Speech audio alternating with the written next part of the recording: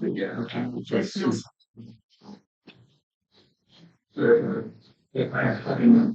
everyone. Good evening. So let's get started.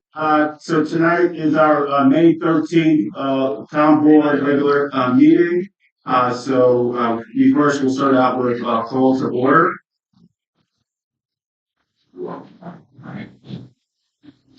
Roll call. Camerata. Here. Holler. Here. Delpent. Here. DeSantis. Yes. Rivera. Here. All right. Please stand and pledge allegiance. I pledge allegiance to the flag of the United States of America, to the republic for which it stands, one nation, under God, indivisible, with liberty and justice for all. All right, so we are going to open with the privilege of the floor, and so that is where everyone will have 3 minutes to speak respectfully. Please feel free to open with your name and where you live, please. And so I will open the floor to anyone who would like to speak. Okay.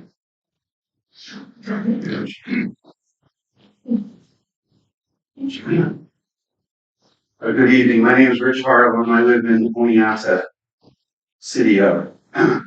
About 4 or 5 years ago, my wife and I bought a house at 422 Chestnut Street.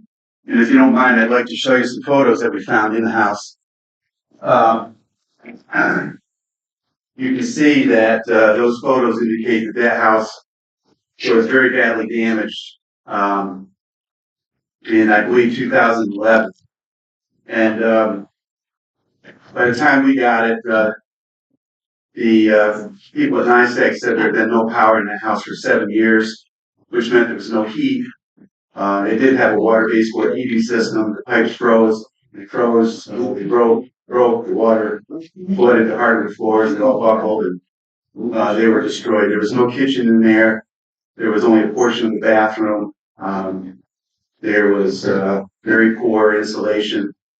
Heating system was shot. We ended up buying it, and we had to gut the place, start all over, and renovate it. All new plumbing, all new electric, new kitchen, new baths, new floors, new walls, new ceilings, all new insulation, heating system.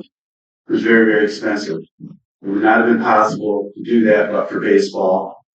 I believe that house was vacant for 11 years before we bought it, right on Chestnut Street. And it would have continued to be a blight on the neighborhood. I share all this with you because the town is at an important crossroads. It needs to decide how it's going to handle short-term housing, and at the same time balance that against long-term housing and those needs. The blight of a home on a neighborhood is substantial. It discourages people from living in that neighborhood, or even discourages people sometimes from fixing up their own homes. It invites vandalism. When we bought that house, we did have a burglary that occurred shortly after we bought it, about 6 or 7 months afterwards. Fortunately, they caught the burglar. He was prosecuted. He was ultimately admitted to a felony and sent to state prison. Other houses in that same neighborhood were subject to the same circumstance. So I share that with you and ask you to take that into consideration as you weigh these important considerations. That somehow there needs to be a means for people to invest in these properties, bring them up to speed at substantial cost. The more they're let go, the more it takes to improve them. I'm not sure if my time. Well, you're good. Okay. You could, if you want to go after at the end as well. But thank you. Yeah. Thank you for listening. Yeah. Are you done with that? I think so. Oh, for sure. I haven't gotten to look at it, but I'll check. Can we get it at the end of the meeting? Want to get it at the end of the meeting? I'm not sure. I don't know how long the meeting's going to go. Before you leave, we'll give it. Yeah. I have a curfew. Sorry. Take why don't you pass it around and look at it? Anyone else would like to speak for a short? Oh, please.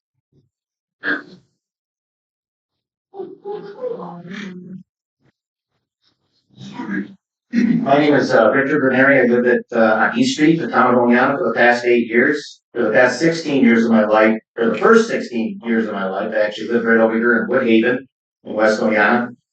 And I would travel past the beautiful cathedral farms and gaze down at the horses in the pasture and the amazing arboretum of beautiful trees. Hundreds of them are from all over the world. As I continued towards Oneonta, I would see the cows grazing up on the hillside, on the pastures, and on Sundays we visit Albright's apple stand at the parking lot at Welch's. You know that? It's very sad what's happened to 205. Very sad. Now, as I walk along East Street, I'm treated to abandoned and foreclosed homes, homes in disrepair, unregistered junk vehicles, a bulldozer that's been sitting there for over 40 years, rusted 50-gallon barrels of hydraulic fluid, and garbage on a lot with a stream that empties into the city of Oneonta Reservoir. And the road is basically a racetrack for people coming into Oneonta. Across from my home is a dumping ground for black and white plastic drain pipe, metals, re-rod, asphalt, concrete, and garbage. For the past 3 years, I have been treated to constant noise and dust from dump trucks banging, excavators, and bulldozers, usually starting before 7 a.m. My view of the once Susquehanna Valley has been ruined. What is interesting is I have been told I needed erosion control fencing for my septic system that was being installed across the street from the Oneonta Creek. But there is none for this dump site or for the baseball nightmare here on 205 that continues to bulldoze a mountain and cut into the eroding steep hillside. In fact, I had topsoil delivered today to my home, and the delivery man said, "Are you across from the dump site?" So that's how they identify my house now. As I only have 3 minutes and I do not have time to talk about the baseball nightmare there or the nightmare on South Side with a race to put as many fast food restaurants and hotels with no plan and not even municipal sewer. You ask if I report this. Yes, I've done it for the past, I don't know how many years, 5 years, to several town officials. I think 3 supervisors and 2 or 3 town, whatever they're called now. Then I found out indirectly that there was a blighted property law in effect that I've been asking for several years, and I found out indirectly somebody handed it to me from here. But that has not helped the situation. So you're asking, why did you move here? I thought moving here near my family would be nice, but due to everything that I just mentioned, I'm reconsidering my choice. We need a comprehensive plan in this town to save our town. Thank you. Anyone else? Going once? Going twice? All right, thank you. We'll close that privilege of floor for now. So now we are going on to the supervisor reports. Just wanted to share a few things that are happening on May 19th. There is a Department of Transportation meeting regarding Southside work that they are going to be implementing. Please feel free to share. They're offering 2 times, and that is listed on our website as well. We have also received $40,000 last year that is being highly executed now, where we are starting to implement planning process to get us ready for an application for a New York State downtown revitalization program or a New York Forward. So essentially, it is a comprehensive and inclusive planning process where we will either be prepared to decide to apply for almost $10 million in economic development money through DRI or $5 million through New York Forward. So that RFP will be sent out very shortly for a call for consultants, and then we'll get that started. All businesses in the West End and property owners in the West End did receive a letter from the town regarding this because the focus is going to be on the West End corridor, at least for this portion of the comprehensive planning for that project. So please stay tuned with that. We also had a great meeting with the Department of State regarding a lot of public safety issues. I have heard our local volunteer fire department, West Oneonta Fire Department, have shared, the City of Oneonta Fire Department have shared safety concerns that they've had with traffic regarding Cooperstown All-Star Village. And so because of those who were concerned. And the All-Star Village this year, they would want to have this conversation. I organized a meeting for that to happen. And so our West Oneonta Fire Department was there. Several regional and statewide DOT officials were there. Councilmember Camarada was there, and myself. Who am I missing? Chairman Ed Frazier couldn't make it, but he sent County Board Representative Karen Wilbur as well, and Congressman Josh Riley and Senator Schumer and Governor Hochul's team did not make it, but they did share their support in writing to their respective partners there. And so it was a good meeting. And essentially what is happening is they have shared that they are willing to be good partners, and we have discussed several options that they have shared. They're welcome to implement them. It went from, temporary speed bumps, guardrails, overtime for law enforcement, all sorts of things that they are just hoping they receive the recommendations from the state DOT on it. So it's all pending on that, but they're very open to it all. And I know many here have been very, very concerned about that. And one of the hopes is that the state will, through this conversation, offer that Cooperstown All-Star Village will be building a overpass to create safer crossings and better traffic flow. And so, that's hopefully pending. I know a lot of people here in the community, local fire department, emergency individuals have shared that they were very, very worried about that, plus the growth that we are seeing with them. And so, it was a great conversation. So hopefully we'll see what the state says, and we'll go from there. But that is all I have on my report. We're going to go on to committee reports, but I do want to move up just so all that knows, we have two open public hearings, one regarding a zoning change request and one regarding our data center moratorium. And so I'm just going to move up one of the public hearings forward just to as the clarification from County Membership. And so we are going to call to order our public hearing, continuing it to consider rezoning tax map number 299.21-1-1.3, which is approximately 2 acres from PDR to RA40, located at 4377 State Highway 7 in the town of Oneonta.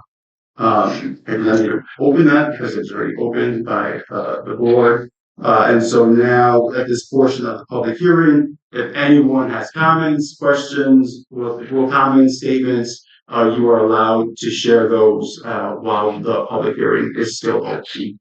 So anyone have any of that for that portion?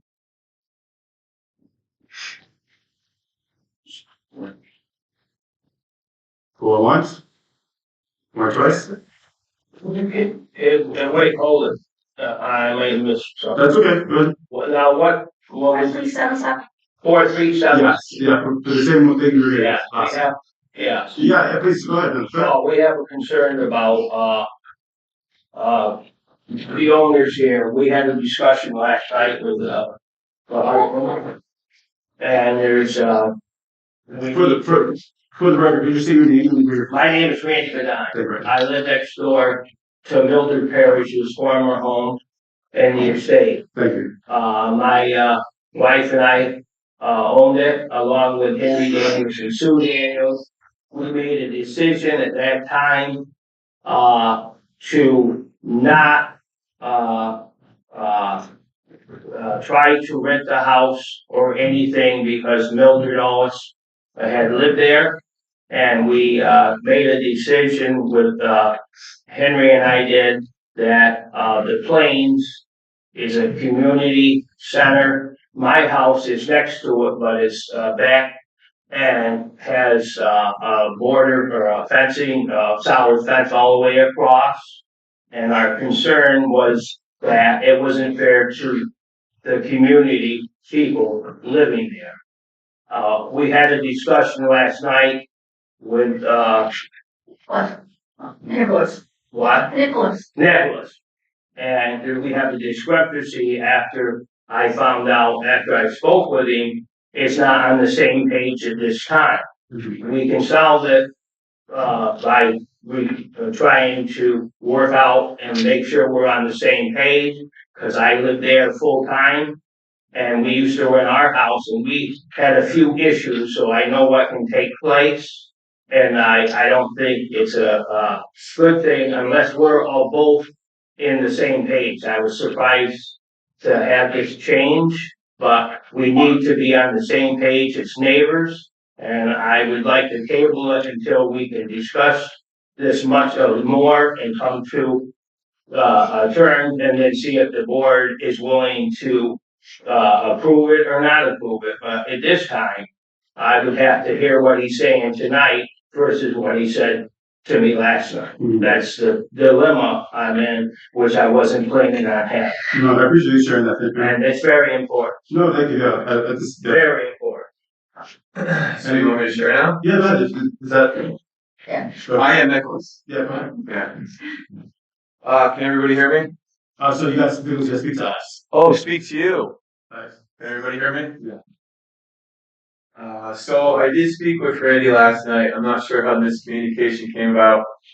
What I was saying was that what we're looking for is the transition to RA 40. That's it. The rental or possible rental that could come up takes place down the road with the zoning committee or the zoning board of appeals. And so that's what I was saying. Because we haven't figured out exactly what it could look like. So we're not there yet. It's like jumping the gun. But Liz and I strongly believe that that property has never been used as the PDD that it's currently zoned as. It's a residential place. It's always been used residential.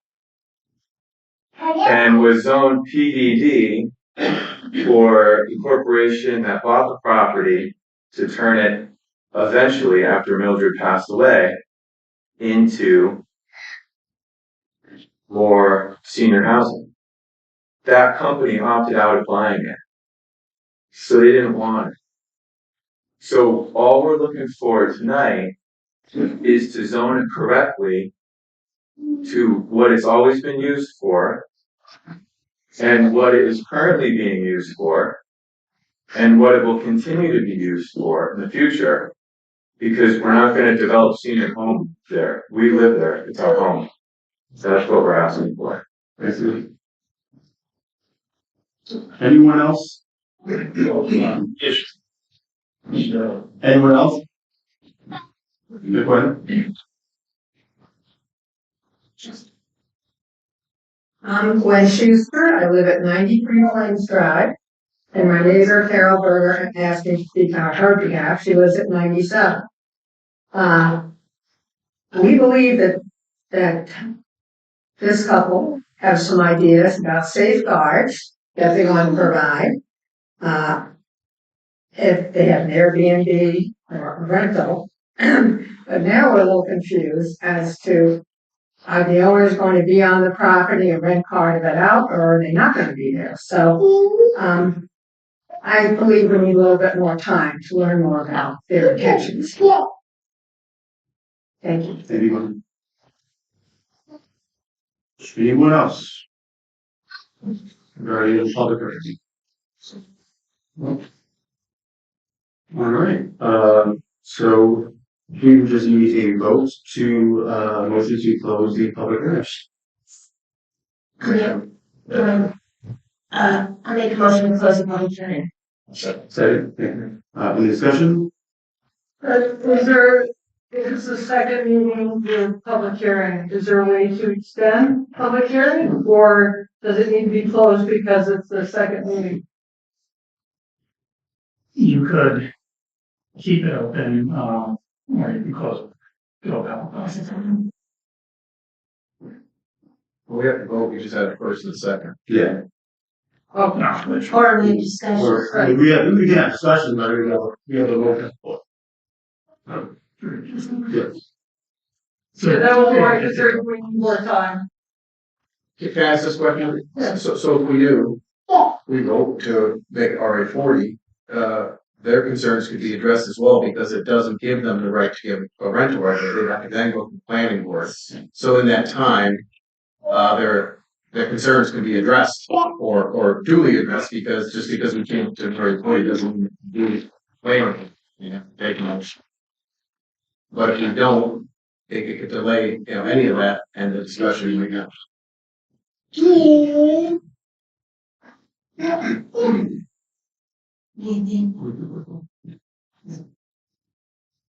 No, I just, so any further discussion? I feel like we should go one more meeting with the public hearing open because the neighbors felt like they needed more time to convene. We have just a motion on the floor, vote on the floor now, so we have to go through that. So any further discussion? So therefore, therefore, with the motion on the floor, we could vote, right, and extend the public hearing another month if we vote no. Or wait, No. So we're taking this is, we're just, the motion on the floor is to close the public hearing. correct. And so that is what we are addressing at right now. That's it. Roll call? Yes.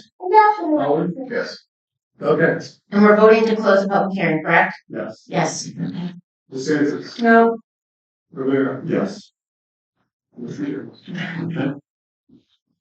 Now, with that, we would, determine, the need for the application.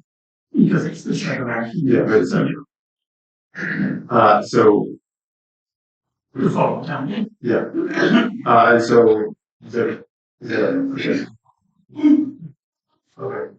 So for this type of action, the town board will be, the lead, for this application, and we will be going through, a short form, seeker, form for this. So, since the applicant submitted their part one, we're gonna walk through part two, so I'll read out the questions and then you as the board can deliberate and then you can answer whether the question was no or small impact or a moderate to large impact. So will the proposed action create material conflict with an adopted land use plan or zoning regulations? Could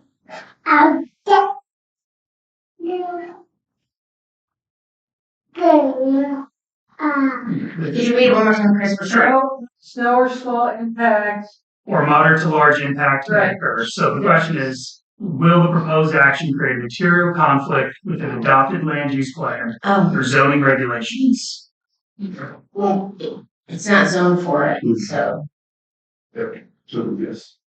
yes. So is it a no or small impact may occur from this change? Or is it a moderate to large impact may occur? And the board can discuss. Small, so. Yeah, so it's no. Okay. Will the proposed action result in a change in the use or intensity use of the land? No, small. No. Okay. Will the proposed action impair the character or quality of the existing community? We have to answer this, keeping in mind they don't have a rental permit. That is correct.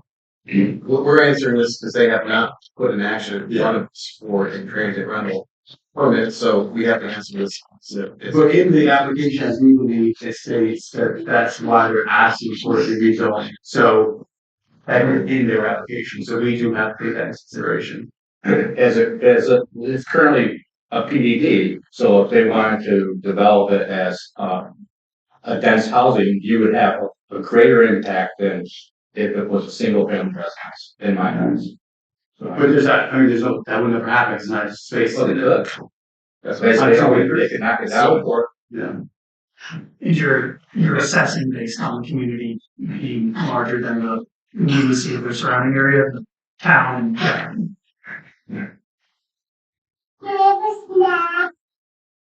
And also we're focusing on the application that isn't. Correct. And that's, and the application is a PDD right now, so you could have potentially a greater impact than if you were to revert back to an RE40.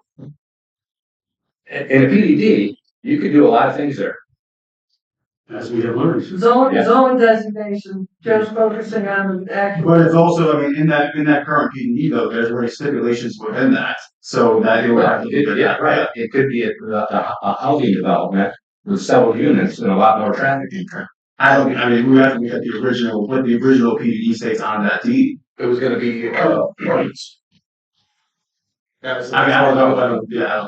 It's gonna be townhomes or something. That's in the original law, so. Well, it's only 2.6, yeah. So, I mean, with setback and everything, we should not have been a lot, if that was going to. And is it also, I believe, it's considered for senior home healthy in the original rule? Yeah, before Yeah. what, it's local law 5/2007, I think. Mhm. And it said it was for what, senior living community and possible town, homes, townhouse. Okay. Yeah. Sorry.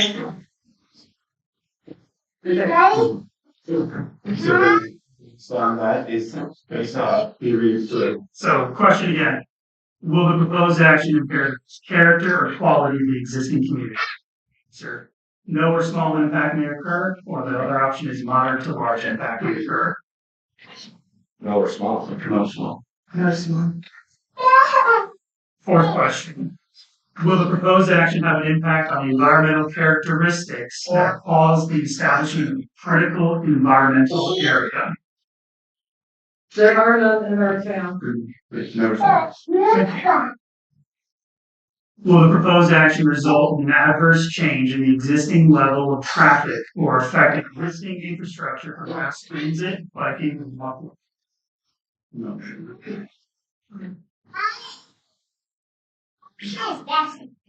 Will the proposed action cause an increase in the use of energy or fails to incorporate reasonably available energy?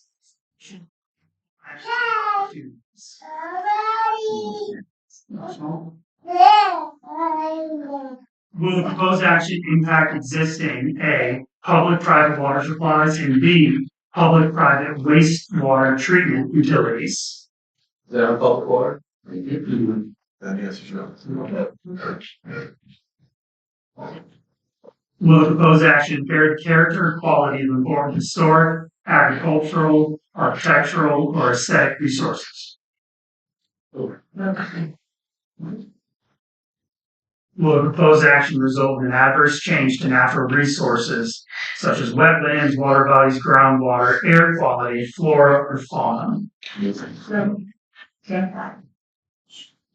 Will the proposed action result in an increase in the potential for erosion, flooding, or drainage problems? Will the proposed action create a hazard to environmental resources or human health? No. So that was no to every question. And so the final part of this process is whether you declare it as a not having any significant adverse environmental impact, which is like the result of answering everything, but it's the board's decision. Right. So we have to make a motion, we have to declare a negative secret? Yeah. I'll make a motion that the board, declares negative secret for the application on here. So, I'll second. any discussion? You guys are done?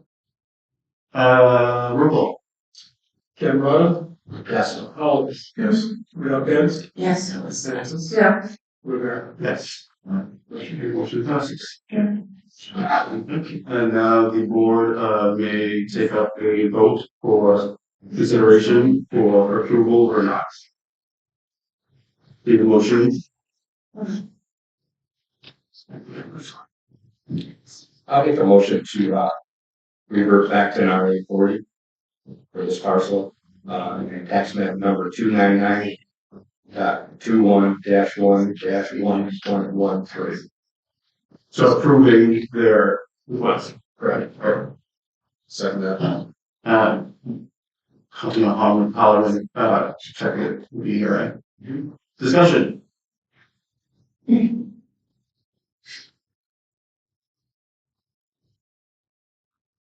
Just want to reiterate that, for their concerns, that even if the zone change does occur, you don't have the opportunity because they're not getting a rental permit tonight. So you will have time to address your concerns because you'll have to have a meeting at the planning board, in order to do that. So at that time would be the appropriate, form to address your concerns. Okay, and where do we do this here? Well, they have to apply first. Yeah, it would We be have here, to yeah. apply and then we'll come back and, It's a whole other process for them to do that, so. yes. Because, I just wanna let everybody know, we used to rent our house and we're right next door. So I still have some concerns, but I think it can be worked out. And I'm not, trying to be unrealistic. I'm just concerned about our house, or what took place at our house, but also when you're that close to a senior home and property, the planes and whatnot, I would say it's something to really make a good judgment call on. And they were talking, and they have a solution to that problem, but it's gonna take them longer if it has to be any change down the road. We had a good discussion, but it didn't come out. So we'll just keep working on it too. We can get it, because I think that's very important. I agree. It's very important. Thank you. And so a couple of things I just want to point out is that even though if we do pass, and they are requested, and no matter what happens down the line, that is going to be stuck with the owner. And so even if you all decided something friendly, and whatever was implemented down the line, the property can get sold, and we had over 20%, 10%, who have protested. And so just to everyone knows this vote will have to pass with a majority for our town code. And so also I do want to clarify and put on the record that the Otsego County Planning Department did share that they have comments and concerns and regarding this action. They say that the proposed action will likely not significantly impact the policies of the town of Oneonta as it results to comprehensive plans, capital programs, or regulatory measures. Please note, while this research continues to evolve and shape a nuanced understanding of the influence of short-term rentals on housing availability, there is evidence that a shift from long-term to short-term can increase rents for long-term rentals and house prices while decreasing rents for short-term rentals. The town of Oneonta's 2014 comprehensive plan references a survey of town residents on housing in which 40% are overall satisfied with the availability of affordable housing. Their comments state that according to a study conducted by Cornell University filed short-term rental regulations and residential housing affordability, bridging the gap between policy and enforcement. Housing availability and housing affordability have become critical issues in the United States. Cross-disciplinary studies conclude that an increase in short-term rental units correlates with a decrease in affordable housing units, both in terms of rents and home sale prices. Otsego County's 2024 Housing Needs Assessment describes housing trends in the county, noting a decrease in the number of housing units over the previous decade. As the county's population has continued to decrease, maintenance of existing homes, existing housing, and the creation of additional housing are important for supporting the current population and for attracting new residents as well.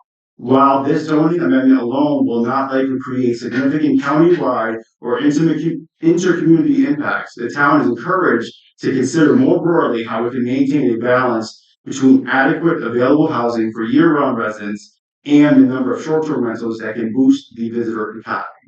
And so I'm putting that on record is that comes from our Seaton County Planning Department, who have shared their comments and recommendations of this action.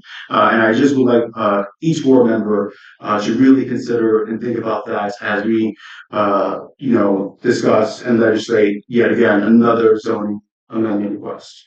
I'd like to speak to that. Will, on that first page of the county's review, that was returned to this board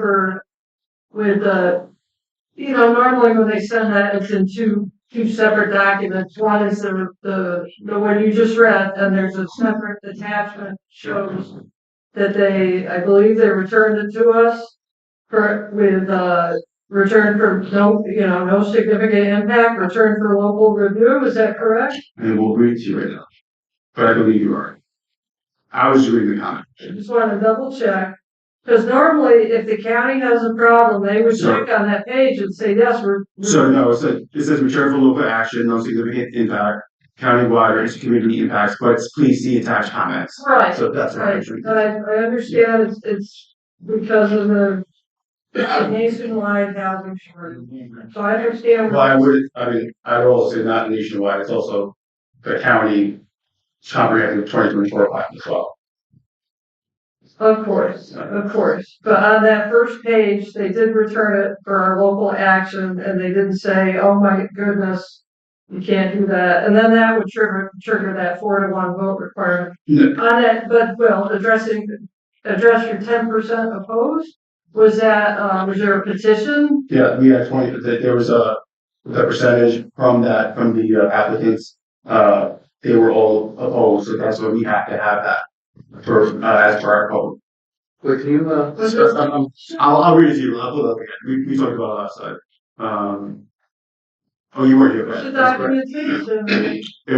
It's in the town code. I shared it with I everyone. know that part. We all had it last ones. But normally you would, if somebody came with, say they came with a petition and it was 80 out of 100 residents, right?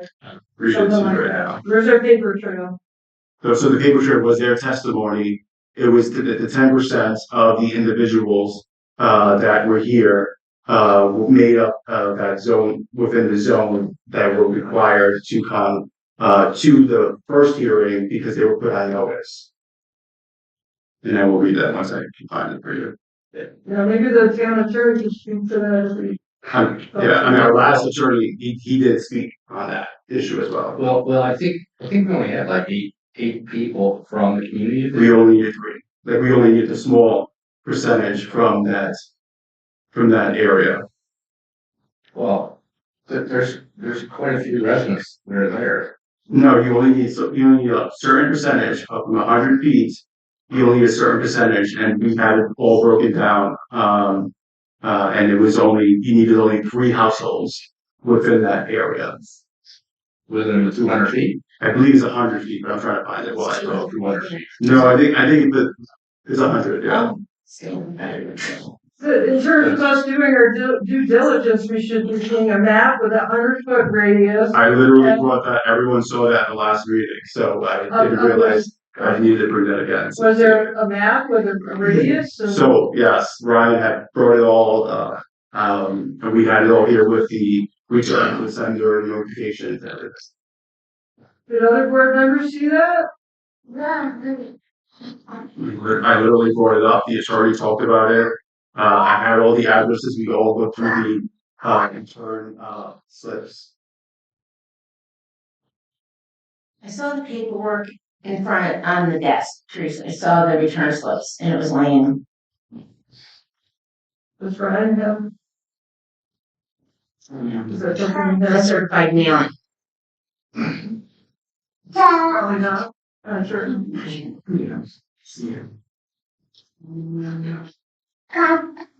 It's gotta be 4 out of 5? Where's that in the code? I'm trying to find it. I wasn't. I'm looking at the attorney now.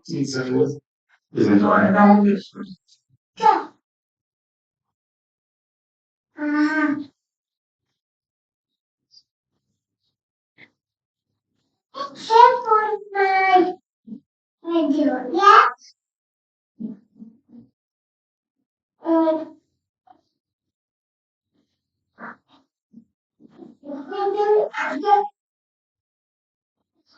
I mean, so right here, 10393. In case of protest against any change or amendment proposed under this article, which is under the zoning code, signed by the owners of 20% or more of the area of the land included in such proposed change or of that immediately adjacent extending 100 feet from the street frontage of such opposite land, such amendment shall not become effective except by the favorable vote of at least 3 out of 3/4 of all members of the town board. And so that requirement was here, met based on, those that responded, and the HOA in itself owns several properties within that area. And they were here represented. So if that's right, a vote for 3 is 60%. And he's saying 3/4, so I guess that points to a supermajority? Yep, so that's 3.75. But Bill, is the 103.93 says 20% more? So signed by the owners of 20% or more, either of the area of the land included in such change, or of that immediately adjacent extending 100 feet from the, street frontage. It says signed by owners. Is that a petition sign? What is that signed by owners? Yeah, of course, they were here in person, right? Yeah, this is a petition, this is protest, and they were here on the record.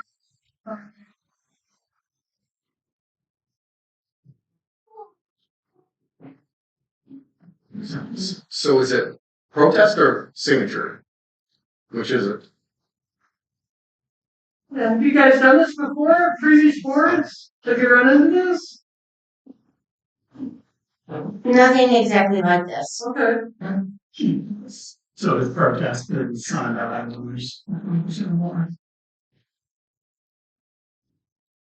I'm just kidding, they were here in protest, so, yeah. No, I mean, when I'm digging through the files, I'm doing local law scanning. Normally, if there's something in there, like in the file, it'd be in there and it says we, the sign owners, there was one where the 6 people want to go into a district. And it was, here's our plan, we want to go into the district, here's our addresses, tax numbers, and here's our signature. But it was like right there, there's documentation. Now we're saying we got the map and we're trying to count how many people came, is it the right percentage? Were they, And I mean, 20% of those were? oh, they were all represented, I mean, even with the HOA representation, I believe, they own several of the properties and would have made this, as well, but we had, both, house over here, there was 2 or 3 other individuals here as well, plus the HOA who owns several of the area properties around it. I mean, if we don't have our documentation in front of us, I mean. They were here, which is fine, but I'm saying they were here, I'm just sharing, they were here on record in protest. I mean, if you all want to, decide what that means to you or not, but they were here in protest. And so I, just want to make sure that that was, shared, on behalf of the town. I just have a problem with most every town procedure we have requires a signed complaint, even for a code office visit or anything like that. That's my only concern. If they're not signed, I mean, do we really know if they're the people that are, who they say it? Be one of someone's friend. That makes up, and that one person can make the difference between 18% and 20%. They don't say, as Teresa said, I hereby limit this residence and in protest of the following action, sign my name. But they just come and say, I don't like it. I mean, we have that all the time for people from all over outside that come to protest a variety of actions that are not town residents, and they often sway policy and decisions. It's important for the town to do its due diligence and have the documentation in the record. Because, I mean, we know what happens if we don't. I'm just sharing, they provide their testimony for the record, and just making sure that portion was covered as we discussed this. Something we can also look at amending, to make sure it's clarified down the line. Either way, we can still have further discussion beyond that, so.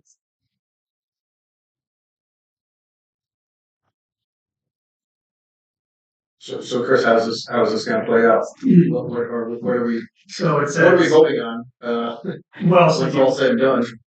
you've made the motion vote, Yeah, right. their matter, so it's a matter of whether you're interpreting this section will require supermajority or the traditional vote.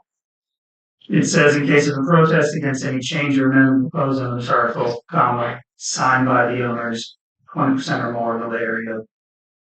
So the rest of it, I think that's black and white. Protest signed by the owners. so the board, Sean, how you interpret that, I don't think that's interpreted at all.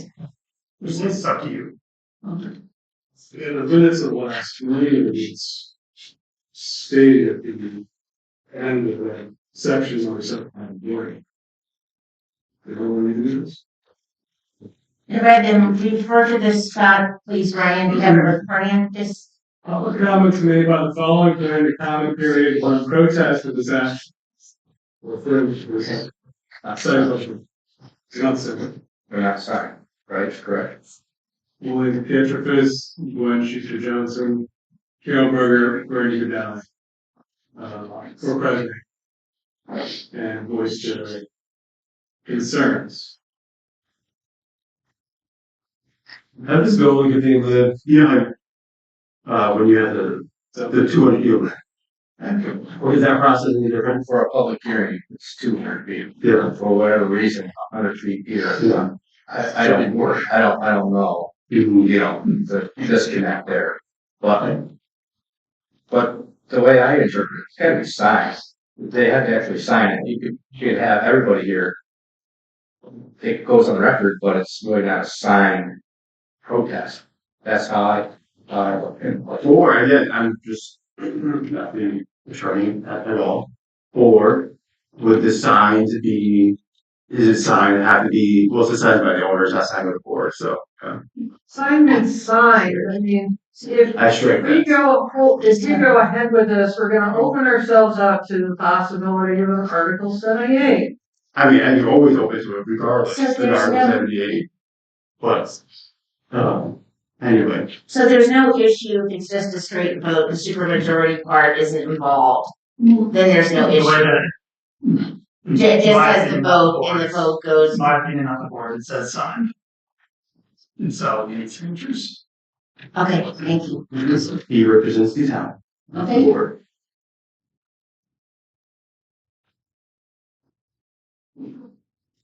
So, there. If you move forward with the motion or table it, for next meeting. We have to vote. Yeah, I'm not gonna rescind it. Oh, did you put the? Yep. Oh, you did, I'm sorry, I didn't notice that, yes, I apologize, I got confused with the other one. So yes, so if there's no more further discussion, we'll have to, do roll call.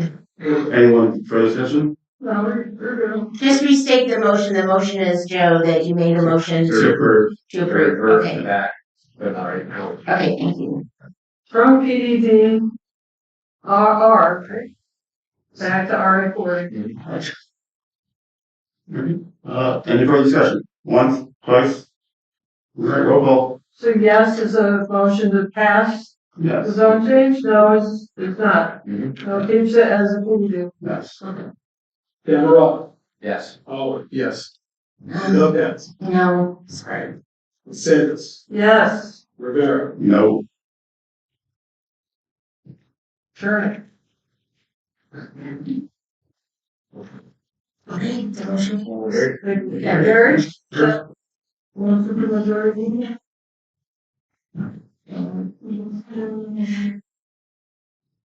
All right, moving on, we are going to start our, committee reports. Highway, water, sewer. Yep, and before we do the committee reports, I could let Pat Jacob in Oh, for me, yes, I apologize, I for forgot. the ethics. At this point, that's a legal part. And So at this point, we'd like to provide your report. Would you like to step in and do the ethics? Because last time, Pat, we kept you to the very end, and then,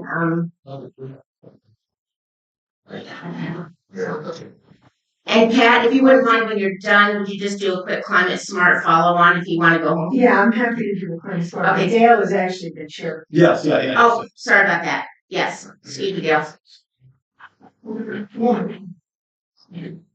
So I guess the question is, are you gonna approve the ethics code that we put forward? Right. So that is on discussion for vote. And also in the packets were provided the Bar Association conflict that was shared, and also the documents from the county clerk, whose county representatives have to sign, along with the procedure associated with that. And those recommended for the board to adopt that as well. And so that was all included in the packets and email outs. So that's gonna be part of it, then, you all. You would have to figure out which one we want to adopt, but yes. Like, because there's two examples in the packet, so you should figure out which one.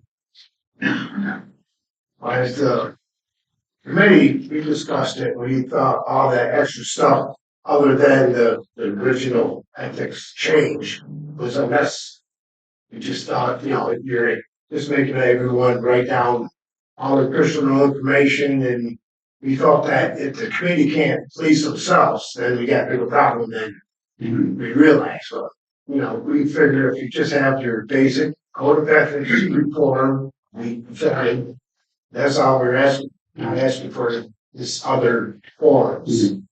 So Dale, so Councilmember Holleran did ask, and share that, recommendation for us to look at adapting, the additional form the same way the county has. And so that's why, I got the application and form, from the county clerk. Right, that's it. So that's why, that's how it came across. Maybe discuss this, we didn't think that was necessary. And then, Ms. Jacobs also did share, one from the, Bar Association, through the emails, and I sent it out to, in the packet. Yeah, the idea of those with the county, that's not a county ethics committee, is everybody elected official.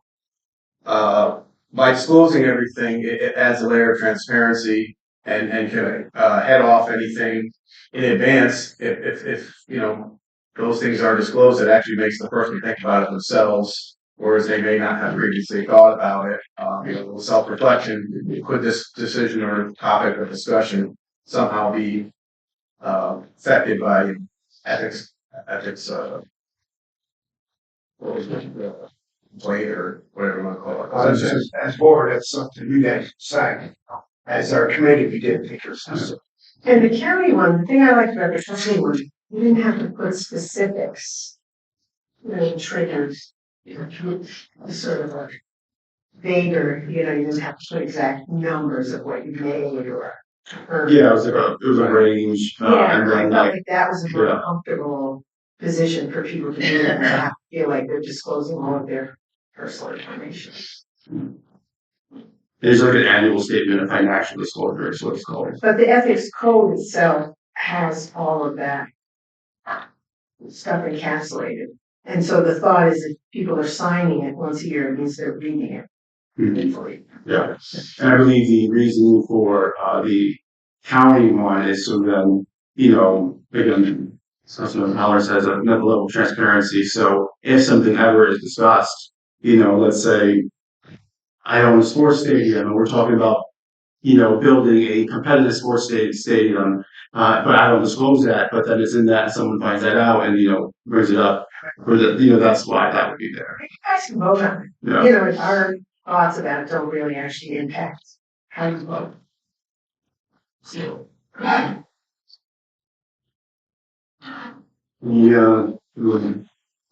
I would just make a suggestion, we vote to repeal and introduce the new proposed law, ethics new model code, Board of Ethics new model code. What about the this issue is this one? Just something to adopt after? Oh, yeah. We have to make No, we a can make decision now. You can make an amendment anytime. I just wanna make sure that we all know. Sure, I'm fine either way, so I guess we might as well add it if, sure, we could do that. I mean, if we wanna look at other ones or whatever, I Mhm. mean, we don't have to. No, we did, Add it on after, then I'll just do it, as stated. So your vote is to, I made a motion. Yeah. Yes. yes, Yes. second? Oh, go ahead. Maybe Joe and I can do it together. Tag team. All right, any more discussion? The motion is to repeal and replace the ethics code with the version that was proposed by the ethics committee, correct? Yes. Correct. Without any, Nothing else additional. okay. Mhm. We do that one vote. Review, place, not repeal, and all that votes in. Yep. Any one single motion to do both? Yep. What we're done? To repeal and replace. Any Yes. further discussion?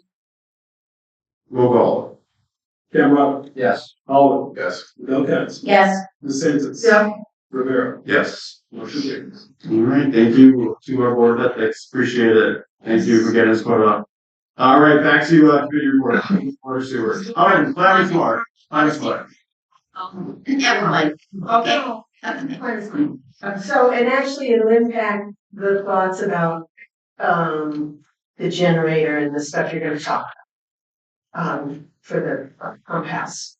Is that what we're calling it, pump house? Well, we like to call it the well control building at the cost. Yeah. Pump house sounds too primitive. Yeah, sorry. So, we met today, Climate Smart with Caitlin, Calaberry and Amanda. And we're discussing future projects, possibilities for utilizing grant money for the town to make this more useful. And so, you know, we looked at that, solar carport. So there's some projects going forward with towns where they utilize a carport type structure with solar panels on top. And it's lit underneath and you can utilize the solar panels for other uses of electricity. So we talked about that and we thought the two places that could be useful would be either Thornton Park or the pool, because you could use the electricity generated by those solar panels to run whatever you need for the pool, for the heater, for the pump, whatever you need for that. And then, you know, we talked about Thornton Park, and you know, you don't really need all that much electricity for that maintenance building, as far as I know. But for the Well control building, yeah. well control, you know, what we thought was, and we talked about a generator, you know, that you wanted to use the generator, and we were trying to think of alternatives to fossil fuel usage. But when we explored it, really the generator, for what you need it for, to ensure that the businesses on South Side never lose their power, yeah, you really do need the generator. I think you don't really have an option right now because you need it now. And it would take us time to do that. And when we looked into battery storage units, for what you would need, the kilowatt hours that you would need is prohibitive. Like a 50 kilowatt hour, 200,000 dollars. Yeah, it's nuts. But you know, there's other ways. Ruben, as I talk about, it's the power of the water, like so that not the electricity, just so that everyone. Right. Yeah. You said electricity, so I want to make sure. Sorry. No, I want to make sure everyone. No, feel free, because you know, this is not, you know, I'm not all that. You're So, you know, and we looked at, so there's a 27 kilowatt hour, battery pump. It's 2 Tesla, power wall, banks. And so you could conceivably use that to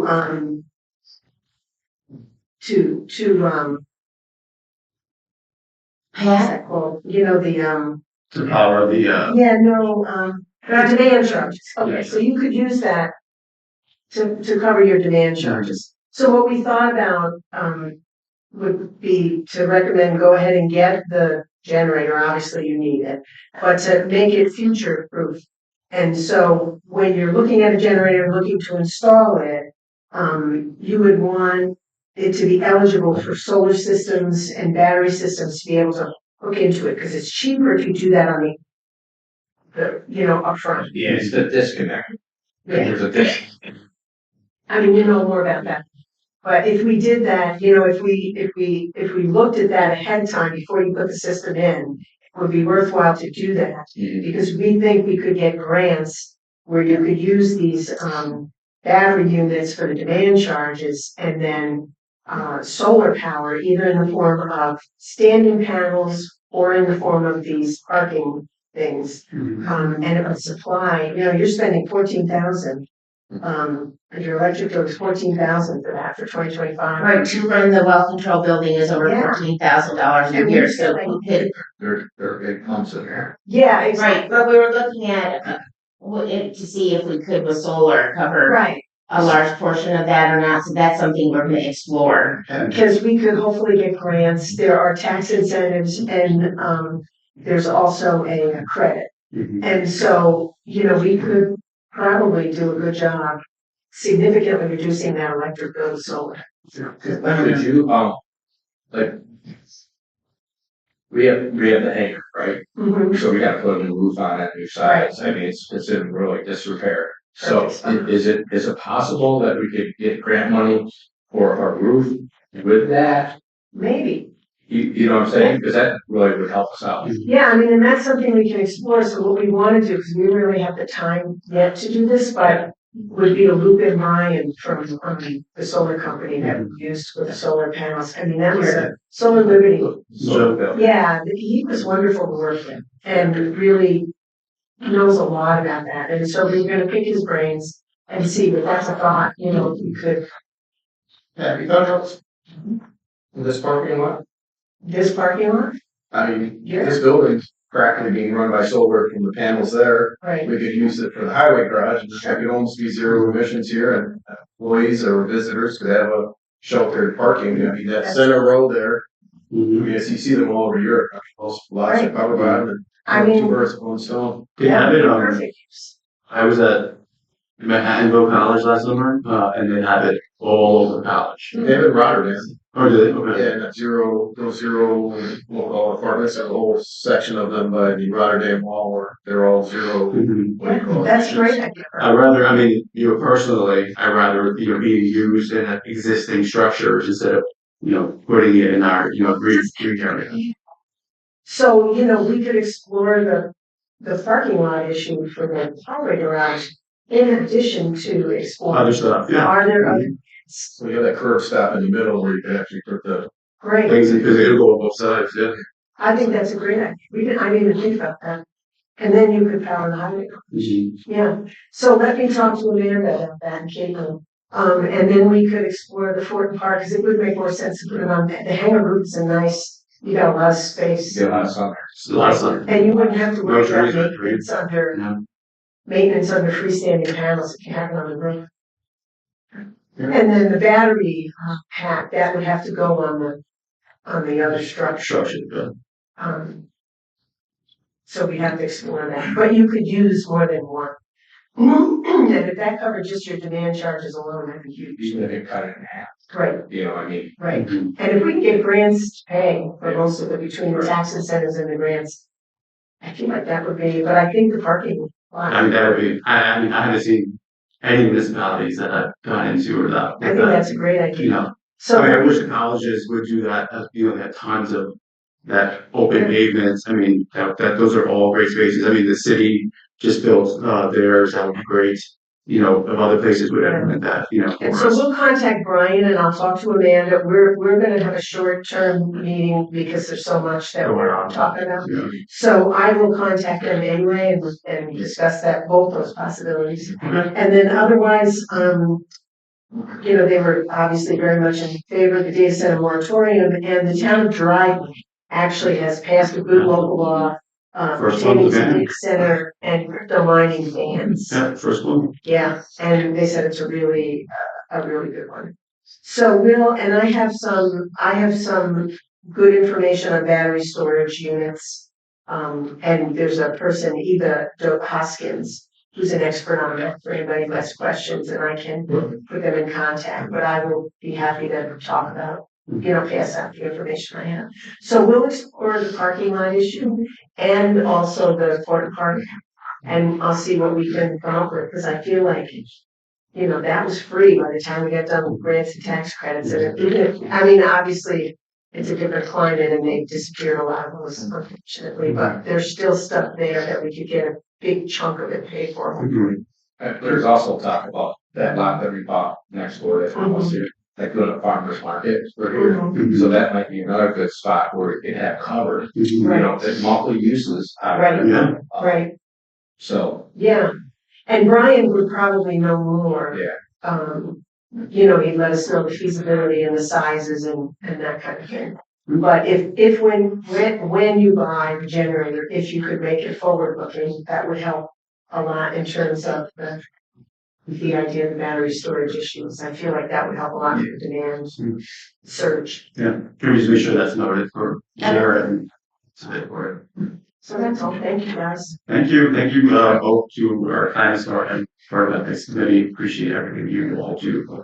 Thank you. And that includes Andrea too, Andrea Lister, thanks so Well, much. I said everybody. I knew you said everybody. I was gonna say that before, thank you so much. But yes, I did. Okay, back to highway water sewer.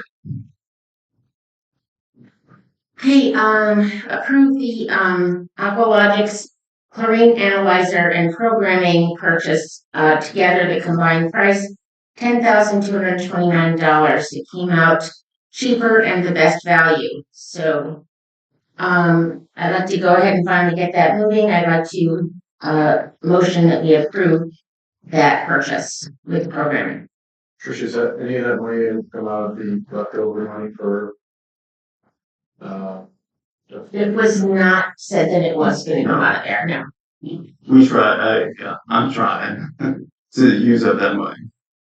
It's not as a cut and dry as other grants.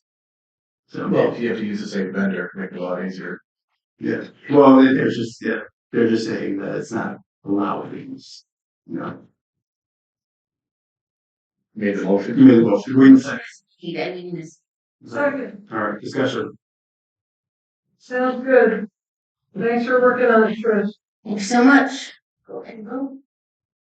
Yeah. Discussion on that, no? You guys good? All right, roll call. Cameron, Yes. Holland, Yes. Redell, Yes. DeSantis. Yes. Rivera. Yes. Motion carries. Thank you. Right, and I wanted to have Cody give a paving update, and if you wanna mention, Cody, about the areas that you'll be doing. Sure. Thank you. So we're gonna start milling some of our streets, next week, Monday through Wednesday, 18th to 20th. We're gonna focus on finishing out, streets in the country club area. So it'll be Miles Ave, Wilmington Circle, Club Drive, Ansem Ave. Those are all gonna be milled and mixed. And then they're gonna sit for 2 weeks, gives us time to clean up all the catch basins, get things ready to be paved. And then, June 8th through the 10th, we'll be paving there. And then we have a couple other streets that will be cold paving, but they'll be later on in the summer. I don't have dates set for them yet.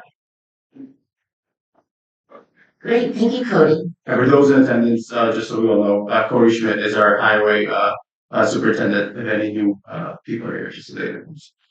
He's doing a good job, we got him. busy Sorry to right put you out on the the gate. spot, I just wanted to make sure people knew who was talking. Yes, our new highway superintendent. Going on the race. Still consistent with they quoted us, or? They are, yes. They I are. think they fluctuated a little, but they're holding what they priced us, Okay. which is good. Oh, and also the CHIPS money still hasn't been finalized, so the state budget is not finalized, so you won't get it, but just making sure we're following that. Yeah. And the highway crew, as Cody mentioned, the sweeper back truck, they're busy using it. And we have a 1-month rental at $9,150, so we're giving that a try. Out of Brewerton, New York. Let's see, also, I think the DOT rented one. Too. Yeah, I've seen them out working, Yeah, I've seen but, them. so they use the same rental company, yeah, just need to get. Let's see, the Woodland Water District update. Okay, we started having meetings regarding the issues in the Woodland Water District, and we also have grant money to utilize to help address that problem, and so we're anxious to get to work. So we had a meeting.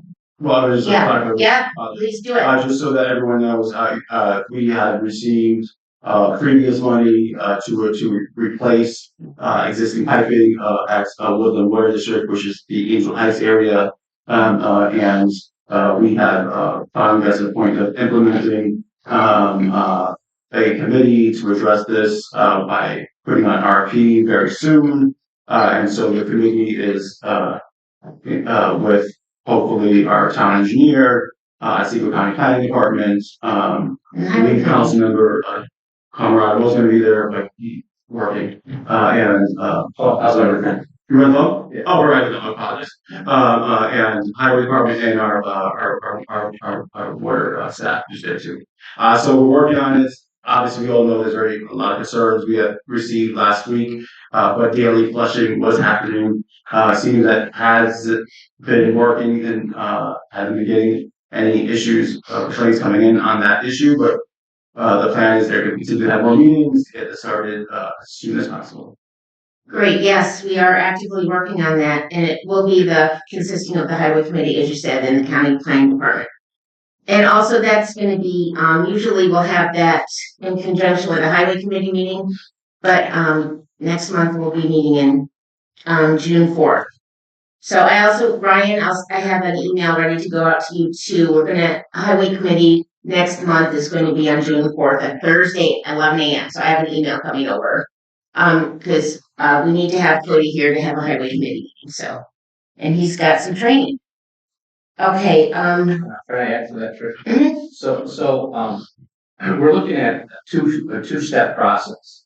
The first process is gonna be to address our concerns right now with the water over there. And the second process would be to go ahead with grant money to replace that piping. So that first step is really crucial right now. When they hooked up, we want to make sure the engineering was done right. We had near state rural water help us out with flushing in the past. That seemed to work. We didn't have any issues, but we're back to square one. So we're looking at that right now. We might have outside engineering wise that specialized in water. So that's that one step process. We're going to concentrate on that first along with the grant, but that's our priority right now. Yeah. Right. Yeah. And so with the grant, once the RFP is established and goes out, then we have a buffer time. So again, as Councilmember Comrade said, it's like we're going to be doing a parallel, focusing on how we can address this and mitigate it immediately while moving forward with the replacements. Correct. I'm glad you added that too. I was moving things along too quickly because trying to watch the time, but no, it was important to know. And we did, just so other board members know, Seagull County Department of Health shared a bunch of application forms. With the person's name, I was able to find a lot of missing information that wasn't on record. So now we all have it saved in a file that everyone can have. And so it was sent out to engineer, and we had it on the survey. Very helpful. Thanks for finding it too. Mm-hmm. It's very useful. So, should we have to say anything else on that? You think we're good on Woodland Water? We're actively working on it. We want to resolve it as quickly as we can. Mm-hmm. So, discussion on the purchase of generators for the water districts, and 2 new panels are needed for West Street and South Side. So you have the quotes for the generators. He ranked Jared, the water operator, ranked them in order of his priority or need. We discussed a lot of things. Do we want to do all of these purchases at once? The number one priority was the Horton well control building for generator. Do we want to do it all at once? Do we want to just do like a couple of them? How do we want to proceed? We can have board discussion and whatever you'd like. Well, firstly, we got to see what's in the budget. Correct. And so you have to see what's in the budget. See what's in the budget. So how do we want to go there? We got to discuss that with Ms. Camarado and Jeff. and look at the budgets and see what we want to do. We have to see what's forecasted, and the extra expenses that we have to figure out for this year, as we navigate that. Okay, so, Well, the reserve, very healthy and all that, but South Side and West Street, we definitely have enough capital to do that. So, I mean, we should do all of them. But we don't have a price point, right? We don't have any. there's quotes, that's what, yeah, in the email, yeah. About what, 60,000? And just so that, The one on the right, it was the lowest, on the very far right. but it's, The full send to everybody. Yeah. well, if the board could explain to the public why it's necessary, then they would be more able to understand. I mean, without those generators, if we lose electricity, what happens? No water. It's just gonna back up, right? No water. It's just gonna back. Pump stations would back up. but Yeah. There'd be no pressurized water as well. We do have, how many gallons is that tank on South Side? 500,000. 500,000? And we just like go So all that's- over the place? I think, no, I think they said it'd be about 12 to 24 hours we can go on without a pump because of the pressure within the tank. And then we just like, No, that's the water. So the water wouldn't go anywhere because it's already pressurized and it's in the tank. So it gravity feed. So we would have water for about 24 hours. The discussion once was, well, how likely is it that we'd have an outage for more than 24 hours? Then we'd have to ask ourselves, are we willing to gamble? Because us gambling is gambling on behalf of all our residents. So that being said, I think the water would be a non-negotiable for the health and safety of our residents, and the pump stations as well, simply because, yes, if we don't pump since to the sewer plant, for instance, the one by Home Depot, that will overflow and then go into the river. the sewage would actually overflow and go to the river if we. Correct, because it's uphill to the pumps, to the sewage station, so we have to, at that point, Cause it is sort of sticker shock seeing it, but to understand what happens if we don't have it.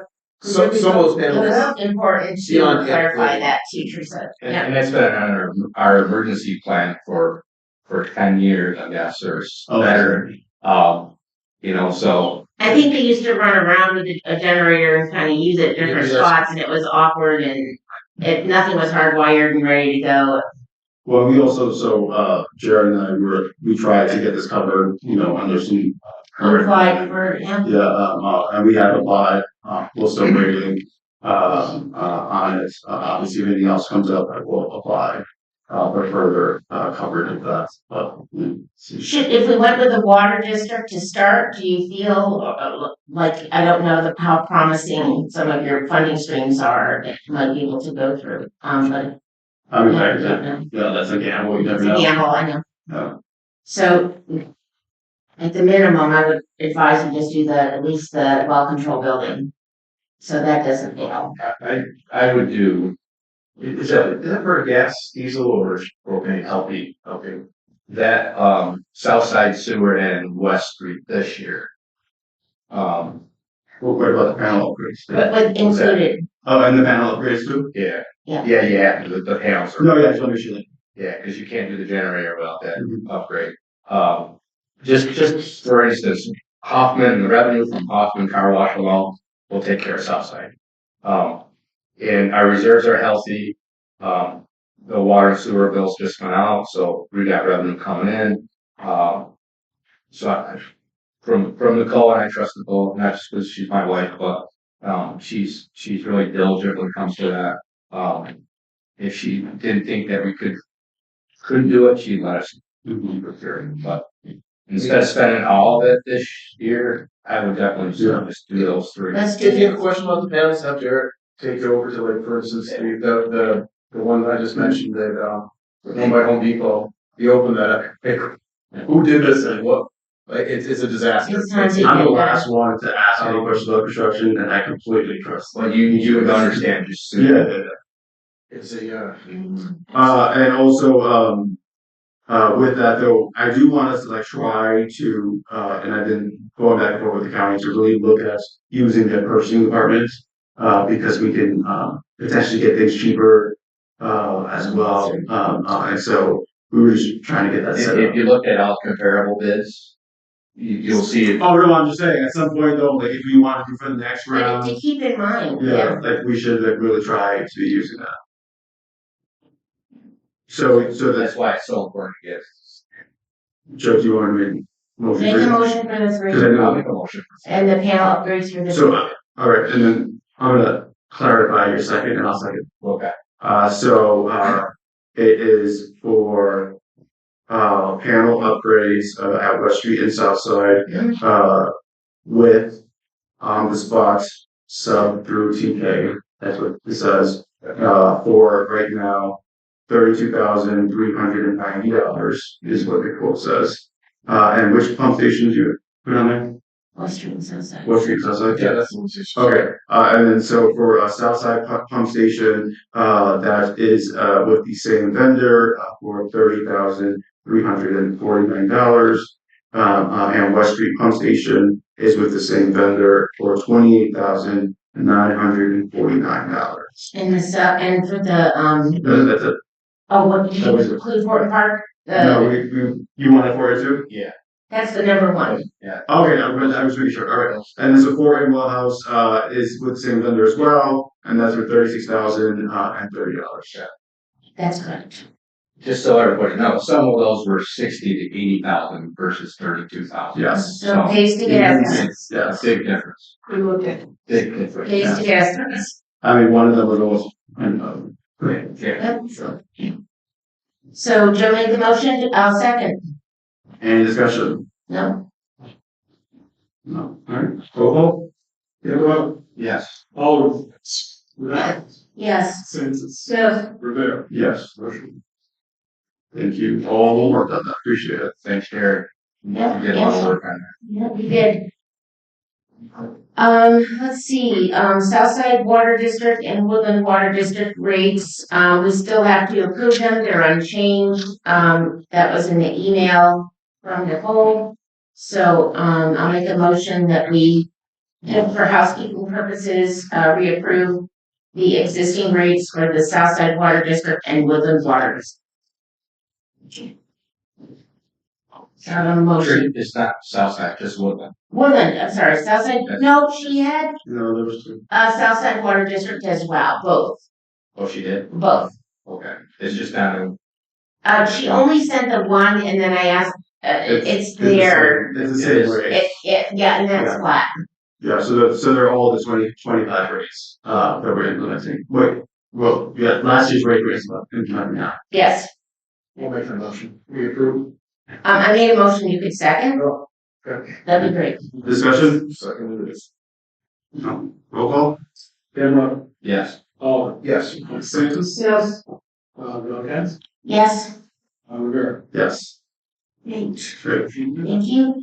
Moving along, let's see, our new highway truck previously budgeted, previously approved, is coming in next month and Cody's excited, I mean, we need to have that up and working, I'm gonna work with Chris, our attorney, on drafting a resolution to expense 25% to the highway department and 75% to the sewer and water districts for work there.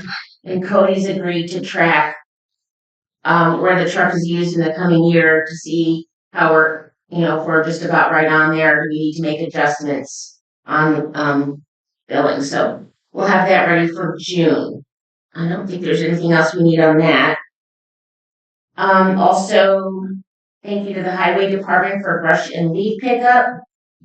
Also, West Oneonta sidewalks, we're trying to get bids for the sidewalks from Reinhardt to, Woodland, what's it called, Dale? Woodland, what's the street? Forest Lane. Forest Lane, thanks, I couldn't come up with the, Woodland Water. So we're trying to get sidewalks from there. We have DOT specs. Dale and Cody have reached out to the DOT. So now the challenge is to bring the price within our range is flaggers. So we're still trying to figure out ways that we can accomplish traffic control because when, there's certain times. So we'll continue, we'll reach out with Gary Eichler from the DOT and we'll meet with him. And Joe, you're welcome to join us if you're free, or I'll update you, however, just to see if we can get some help with shared services or somehow for the flagging option, which really drove up the cost. So And then what, that was like $178,000. well, you shouldn't really, yeah. Just for that little stretch of sidewalk. So it's the flagging thing, but we won't discuss it, but it was way off, right? So if we can find a way to get some help with the flaggers, then we can get some more bids. Okay, that's everything on highway unless Cody or Joe or anyone else has anything to add. We'll move on. Thanks. Public safety, want to have on Do you want to start? You talked about yeah. So public safety again, Southside is having a Department of Transportation is having a meeting regarding their proposed project to implement sidewalks on Southside. So please share, attend, share your voice, ask questions. Again, we had a collaborative meeting with Cooperstown All-Star Village with the Department of Transportation, and we had received some concerns about propagation debris behind some of the property, which is DEC property between like Hannaford and Sherman Williams, and possibly Aldi's. And so I have reached out to DEC to talk about this, and so just waiting to talk to them about that. But so our state partners are aware of it and did that need to wait to speak to it. So right on that. And also, we have the collaborative meeting with All-Star Village and the DOT. Kudos for really seriously. An overpass is what I've been asking for over underpass for years, and you've got that moving forward. So thanks. Tentatively. Well, I'm gonna make sure they can do it. So okay. Do you want to continue on garbage and debris? Just 1 second. Yeah.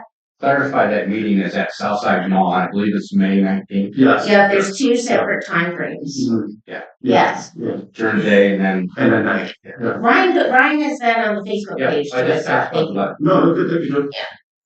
Yeah. All right, legislative. Here's copies of legislative committee minutes from our Monday, May 4th meeting. There's plenty of copies if you want to take a look. We're using legislative committee basically as sort of a screening ground to sort of sort stuff out before it heads up to this level. So there's certain things that are on the agenda tonight. 2 resolutions proposed by the town supervisor. And then we worked on issues such as roosters and chickens in the Highland Place area. And then the code officer wanted abandoned shopping carts looked at, so we looked at that. Lots of times we're just getting ideas and working through the process. So I like writing the minutes so you can see what we discussed and where we're at with that. Those we didn't come up with. We're still under discussion. We did briefly look at discussing all departments handling money, producing a monthly financial report. We're just not sure the format of that. Proposed code of ethics next steps. We just talked about that. Possible revisions to watershed protection law. We're still under discussion. We need more time to review. And then data center moratorium, we still got that. We're going to do that tonight. Trish is going to do short-term community, short-term rental community update.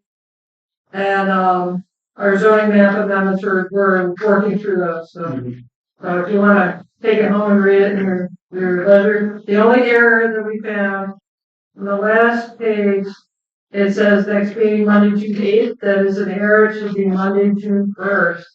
Yeah. Thank you, Councilmember Seth, for your update. Very detailed and appreciated this minutes. Short-term rental.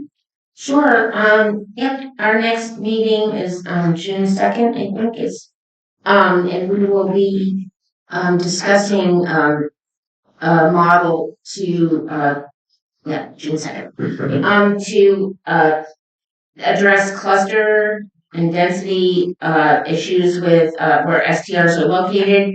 So Levi Anderson on our, ad hoc committee, is for the county, planning department.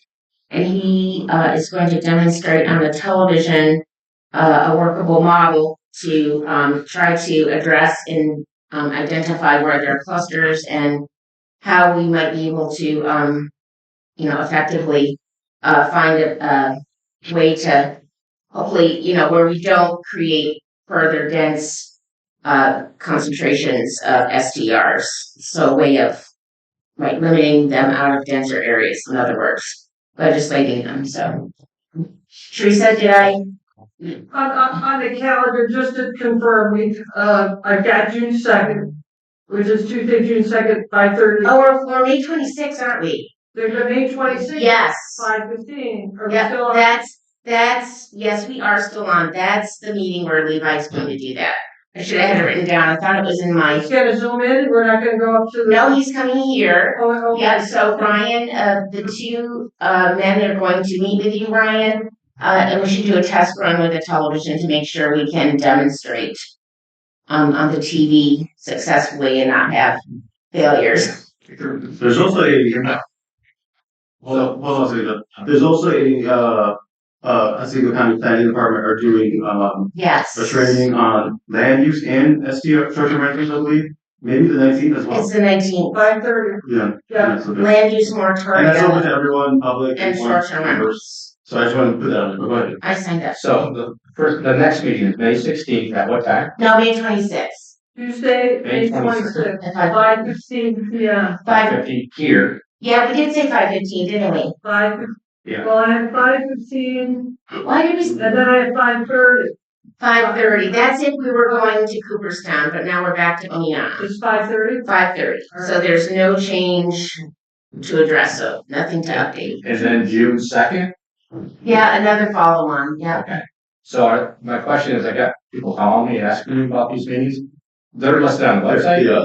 They're on the website. There's been no change. And how far in advance are we posting this? It's been there for a long time. So these meetings are on there right now? They're on there right now. All right, very good. Thank you. And there's been no change. We were considering a change going to Cooperstown, but they feel that they can utilize the TV with Ryan's assistance. Ryan will just meet prior. You don't have to show up to the meeting. I guess we're done on short-term rental. Okay. Thank you. Teresa, do you want me to do the resolutions? Yeah, it's your turn. All right. So we have three resolutions on the legislative agenda.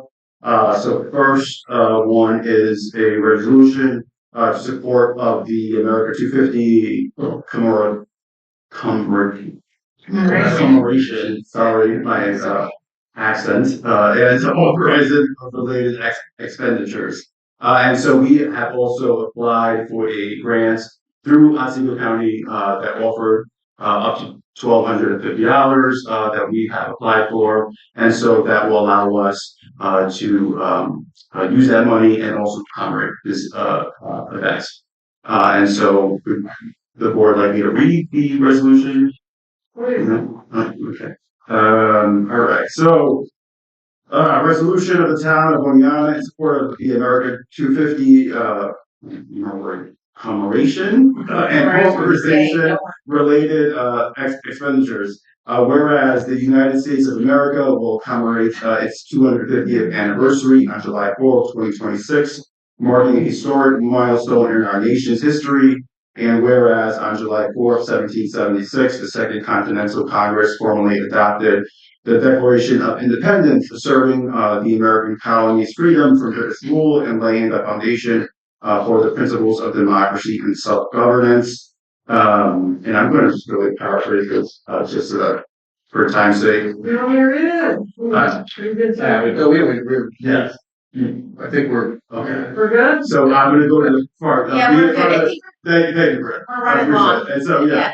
Be it further resolved that such activities may include but are not limited to educational programming, historical exhibits, patriotic decorations, provided that all expenditures serve a proper public purpose and comply with applicable fiscal and procurement requirements. Who would like to pass a motion? I'd like to make that motion. I'll second. Second. Discussion? It's on the website too. Everything is on the town of Oneonta website to see if you wanted to hear the long version. No discussion. Roll call? Cameron, Yes. Oliver, Yes. Wilkins, Yes. DeSantis. Yeah. Rivera, Yes. she carries. All right, thank you. And our second resolution is for resolution of the town board of the town of Oneonta, New York, declaring June 2026 as LGBTQ Pride Month. And I will paraphrase this as well, just really quickly. Whereas June 28th, 2026 marks the 57th anniversary of the Stonewall Uprising in New York City's Greenwich Village, when patrons of the Stonewall Inn resisted a police raid and ignited 6 days of protest that became a catalyst for the modern lesbian, gay, bisexual, transgender, queer, intersex, and asexual LGBTQ plus civil rights movement. And the following year, on June 28, 1970, thousands marched from the Stonewall Inn to Central Park in what became the nation's first Pride March, a tradition now observed in communities across the world each June. And I'm going to just say, whereas the town of Oneonta is home to a vibrant LGBTQ plus community supported by dedicated local organizations, including the Otsego Pride Alliance, which organizes the annual Pride Fest parade and celebration in Oneonta, and the Gender and Sexuality Resource Center at SUNY Oneonta, which provides education, advocacy, and support for LGBTQ plus students and the broader community. Whereas the community is shaped in part by the students and families of SUNY Oneonta, Harvard College, the town of Oneonta recognizes that a welcoming town strengthens both campus life and community life, and that students who choose to study and live here deserve to know that Oneonta values them as they are. And let's see. Whereas this resolution marks the first time the town board of the town of Oneonta has formally recognized LGBTQ Pride Month, whereas the town board adopts this resolution with the conviction that our community is made stronger when every resident can live openly, equally, and with a full sense of belonging. And so that is our resolution. It's much longer as well, but just for saying. So, anybody like to make a vote? A motion, sorry. I'll move we adopt the resolution declaring June as LGBTQ plus Pride Month. Okay. I'll second that. Second. Thank you, Rick. Any discussion? No? All right, roll call? Cameron, Yes. Oliver, Yes. Wilkins, Yes. DeSantis. Yes. Rivera, Yes. motion carries. Thank you. All right.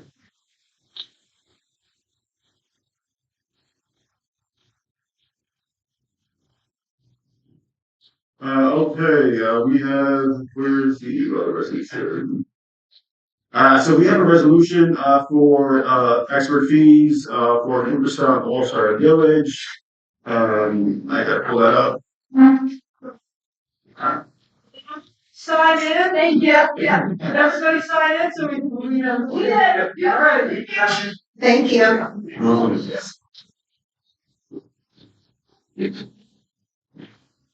Say. So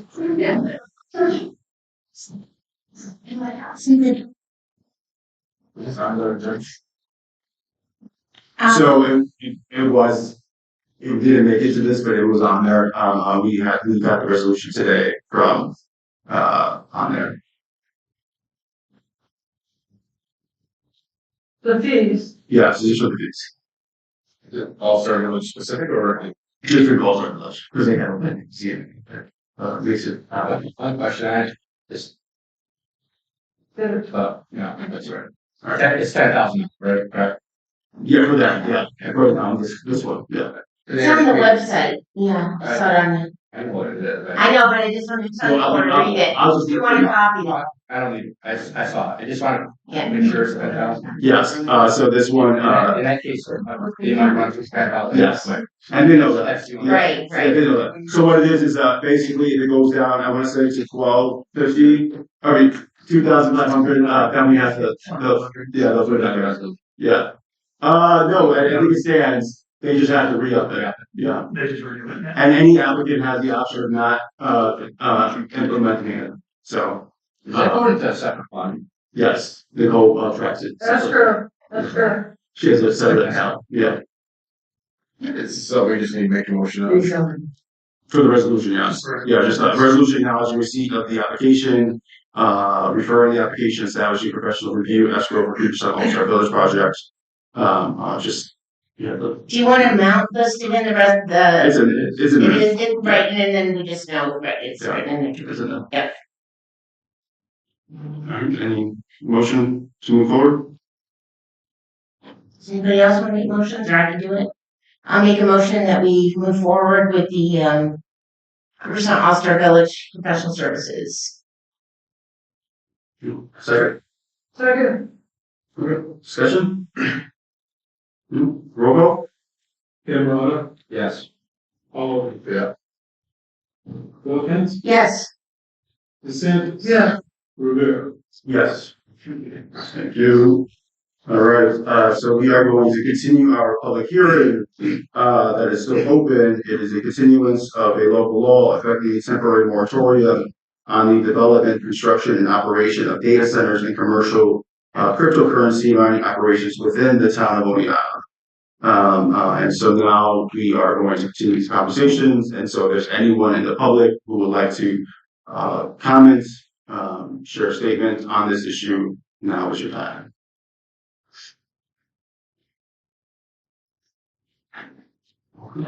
If there's motion to close. Motion closed, second? I'll second that. Okay. All right. Now we have to, determine the lead, for seeker. So this is a type 2 action, so you don't have to declare a lead.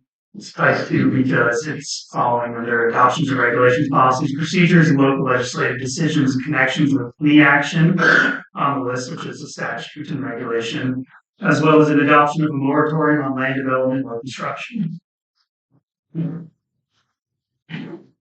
Okay. Who would you like to take the lead? did we had a motion and a second to close the public hearing, but there was no vote. Okay. Roll Yeah, call. we just did. I did. Yes. Oliver. Yeah. Okay. Yes. DeSantis. Yeah, Rivera. Are you guys really sure? Yeah. We've heard a lot about it for years. Yeah. A year now. This is our year anniversary. Okay, great. So let's move forward with the secret determining lead. Do we need a vote on that as well to make us? You don't have to have a Thank you. All right. So would we like to go to the questions for seeker? You don't have to do it for type 2. Thank you.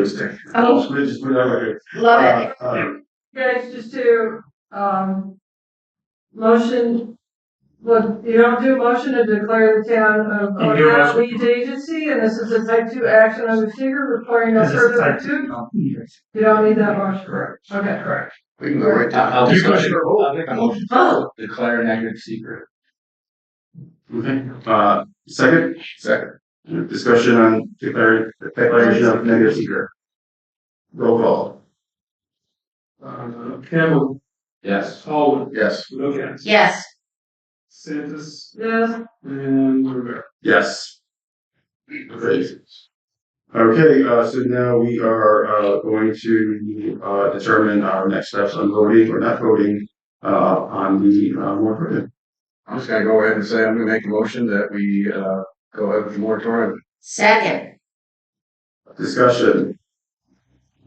Well, there is a discussion piece on there, so there is a blank space that we need to fill in regarding the kilowatt hours, and so I will pull it up when I get a second. Here, who's the resolution here? Anybody? Not printed. I'm not in here. It's one of the exceptions, so there was like a government. You had asked for exceptions for like medical or institutions, college, things like that. Yeah, so And so based on my research, and I will share that with you now, I would like to offer us to review. Let's see, I got, our 2000 kilowatt KWH annual threshold is consistent with a single small business server running at moderate load. A single commercial cryptocurrency mining unit consumes 14 times that amount. And so the addition for those blanks would be 1 kilowatt peak load and then 2,000. Yeah.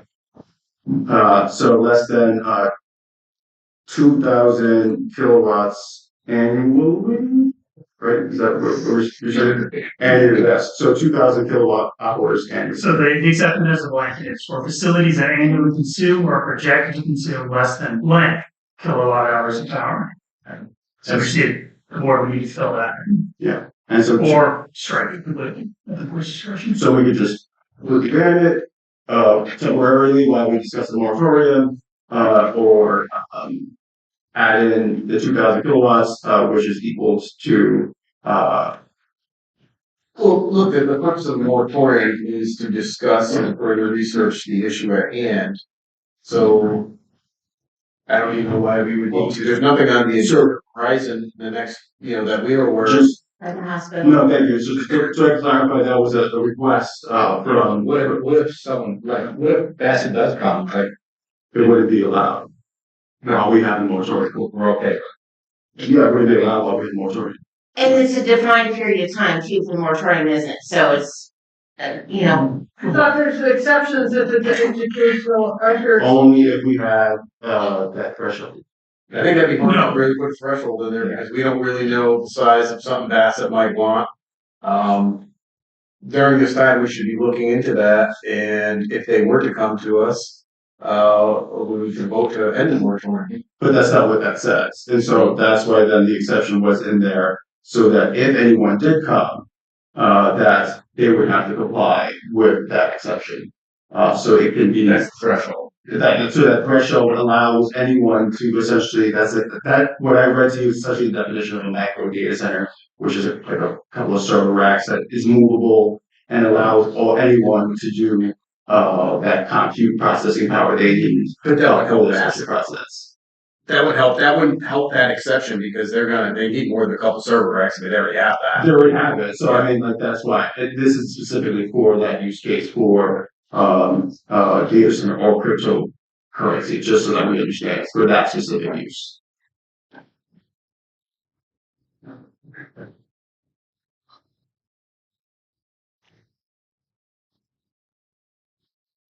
Is the moratorium as written a specific time frame we're using currently, or?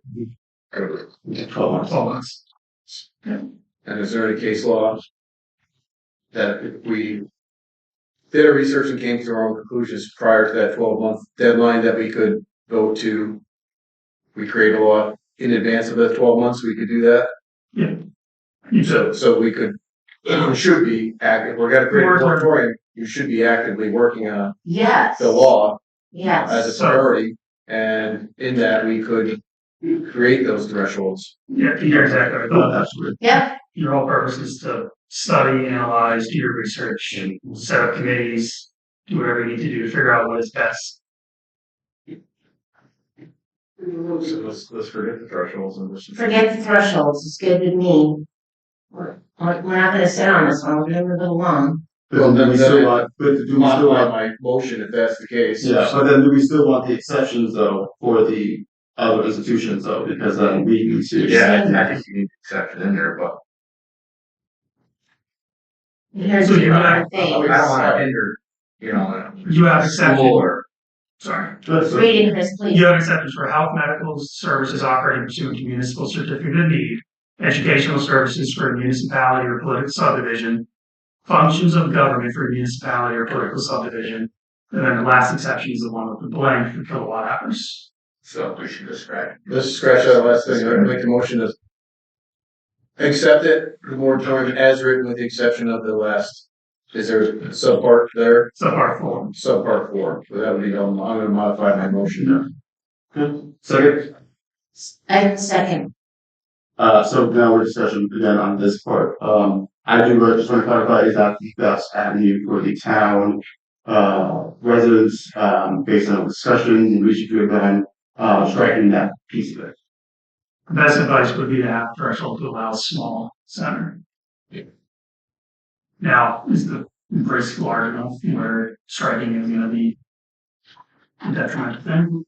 Potentially not, but the best advice would be to have some exception. And whether that means you kick it out a little longer, you can look into what exact kilowatt annual consumption you want to have listed.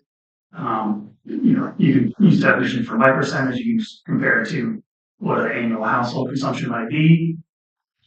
Someone who's a computer savvy person that might have a small server farm in their own house. You can think about what they might consume.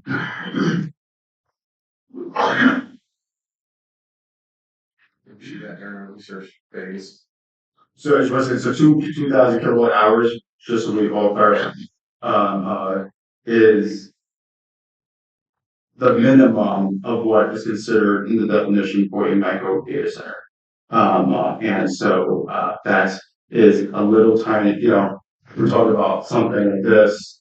And so that allows us to represent that we're doing our due diligence to allow individuals to potentially use that use case.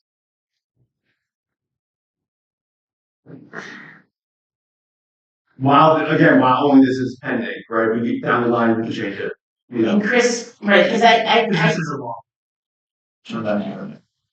We said lose a motion in a second. I know. We're back to the second. Yeah, back to. We have to either vote it down or start over. You can rescind the motion, right? You can amend the motion. I'm happy either way. The attorney says that it's good to have some sort of a number in there that's reasonable. So, and you arrived at the 2,000 kilowatt hours Annual threshold, yes. annual threshold. Yeah. And that's equivalent to like a single data rack, something that's like. That's what we're guessing, and we can find out. I think we need more research on that. I mean, I feel like we're just spitballing again. Yeah, we are spitballing, but I hate to go against legal counsel, but because I would be fine. We have this time limit for a moratorium, and we'll be drafting our ban shortly. I don't see anything coming in, but foresee. Look, the reality of it is, even let's just say Bassett wanted to do a data center, right? From planning to implementation, it's going to be well longer than a year. So at that time, we would have, and they would be accepted out anyways within those other institutional exceptions. So that wouldn't hinder them in any way, shape, or form. The only thing it could hinder would be somebody individual that is the exact thing we're trying to kind of prohibit, such as what started us over there. So, and as we've seen, many people know how to massage the numbers in a variety of ways. So it's all semantics of what 2,000, they could say, well, I don't remember the number you said, 2,000, 200,000 kilowatt hours. 2,000 kilowatt hours per year. I don't think your house runs, can't even run that amount per year. So just to put that out there. I just think it'd be easier, no loopholes, just straight, with the exception of the schools, as you spell it, Chris. It's 3. Yes, it's 3 there. If it's not a real big deal, Chris, I think, yeah. You made the motion. Right. I think I seconded it, right? So, okay, we got a first and second. Any further discussion? No. The motion is keeping the law as it is, striking out that section. Second one. Because we'll be expeditiously working on It's this. in the definition of gas. Okay, strike that out. Vern has it already.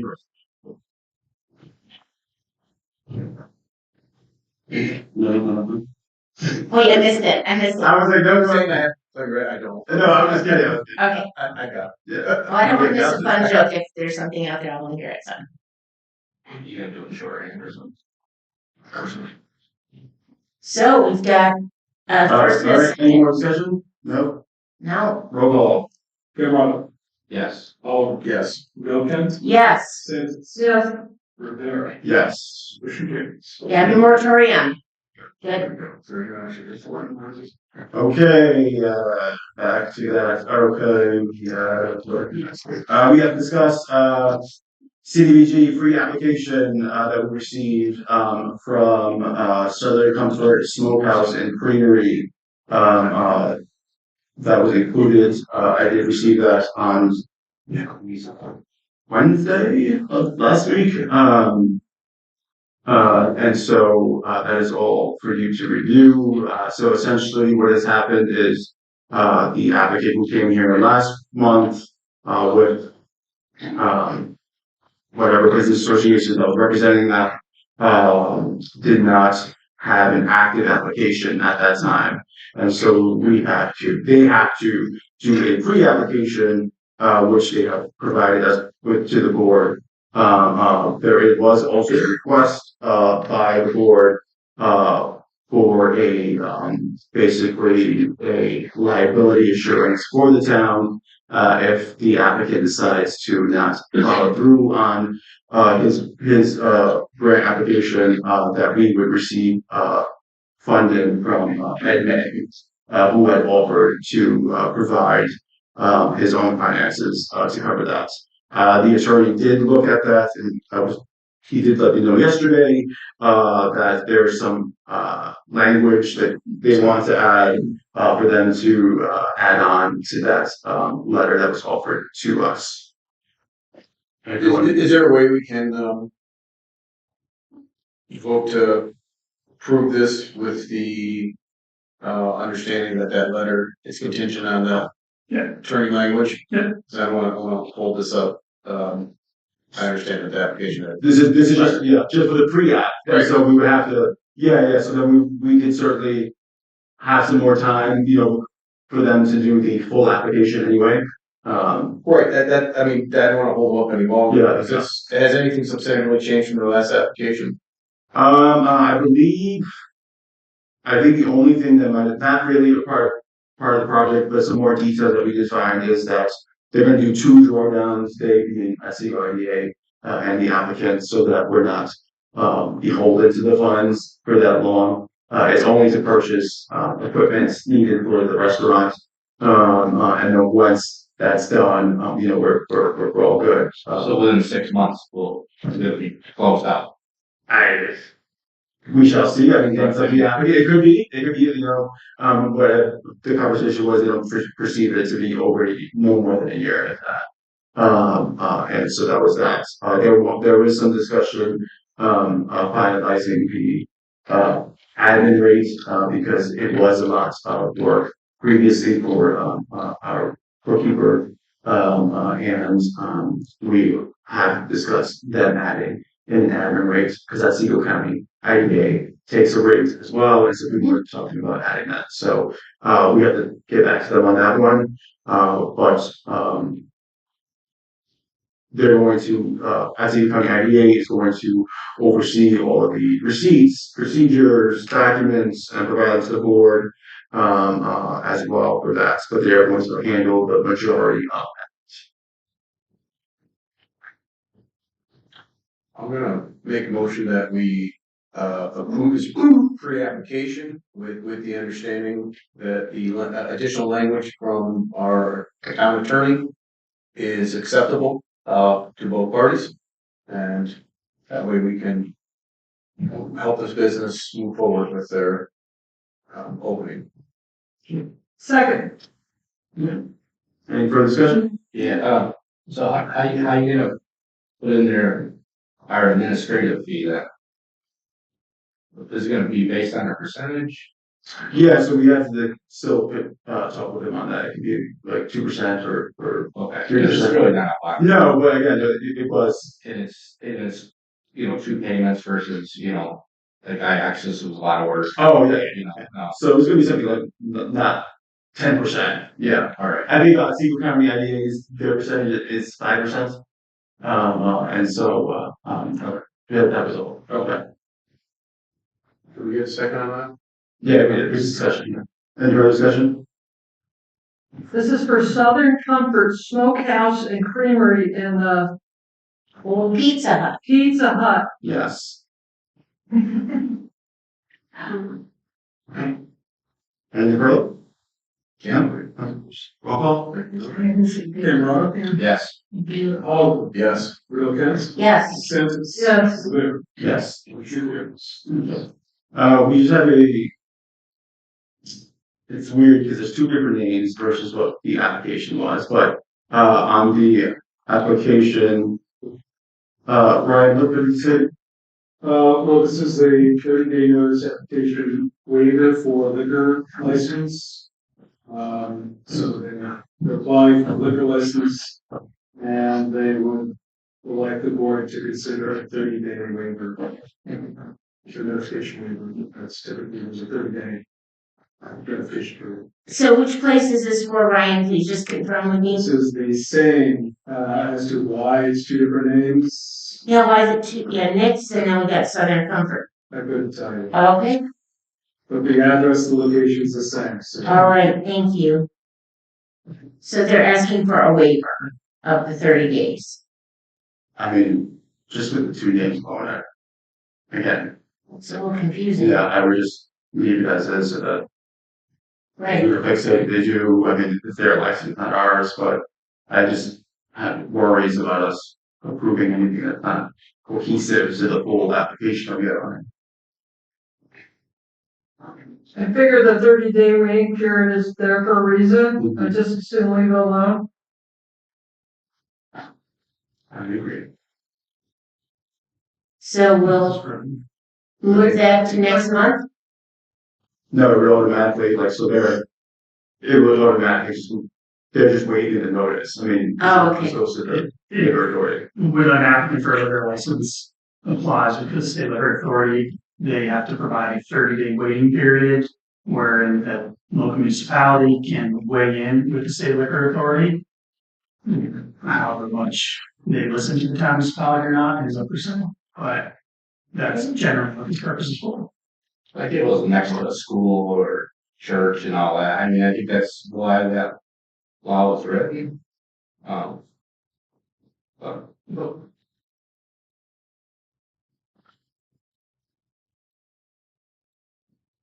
Do we have to vote or we just leave it alone? No, you don't have to do that. Okay.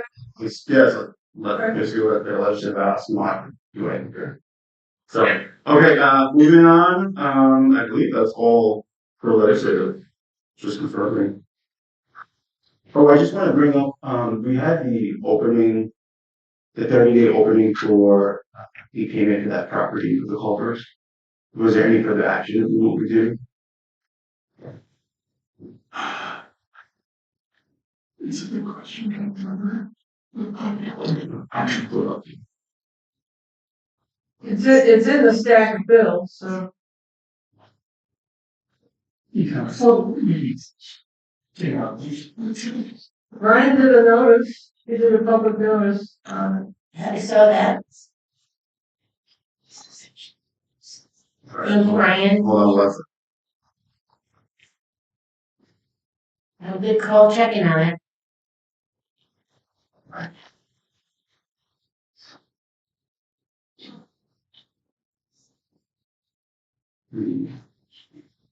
see.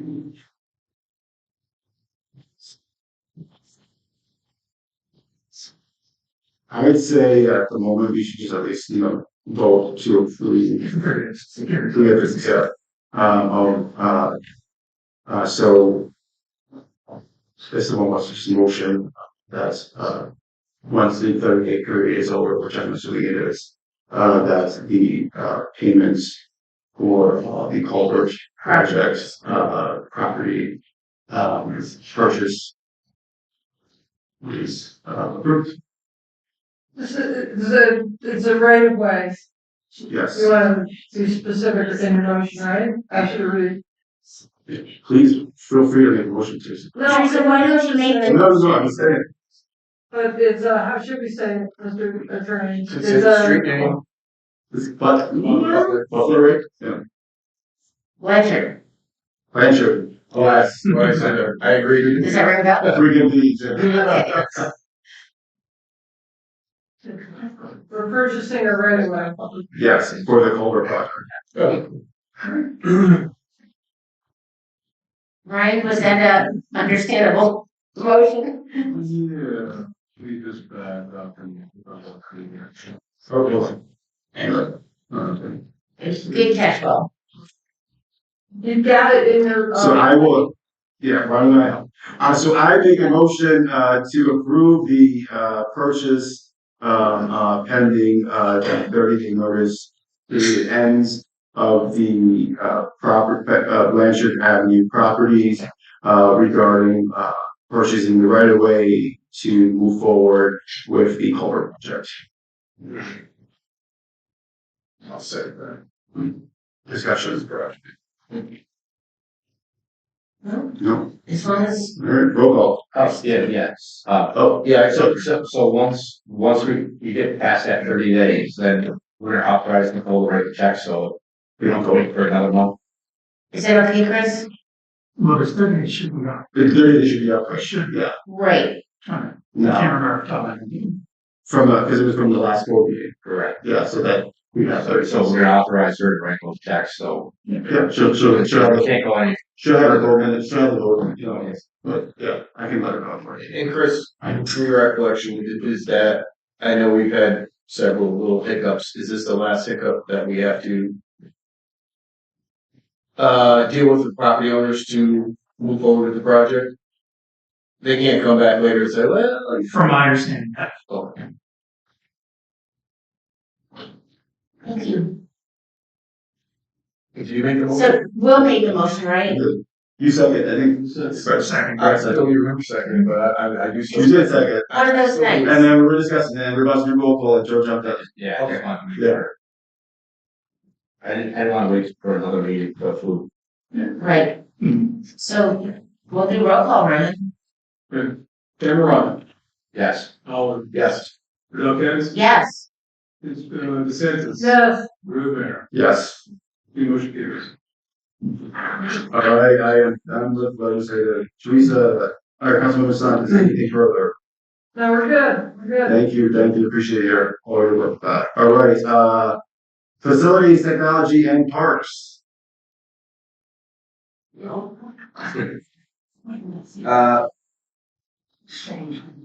I don't really know where we are. It's the special town engineer, Joe.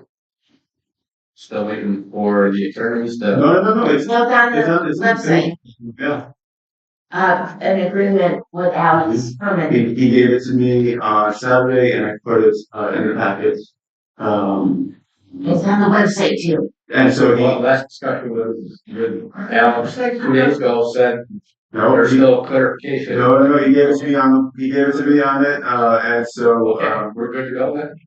that's, we have to vote on it or discuss it. Do we have a contract drawn up?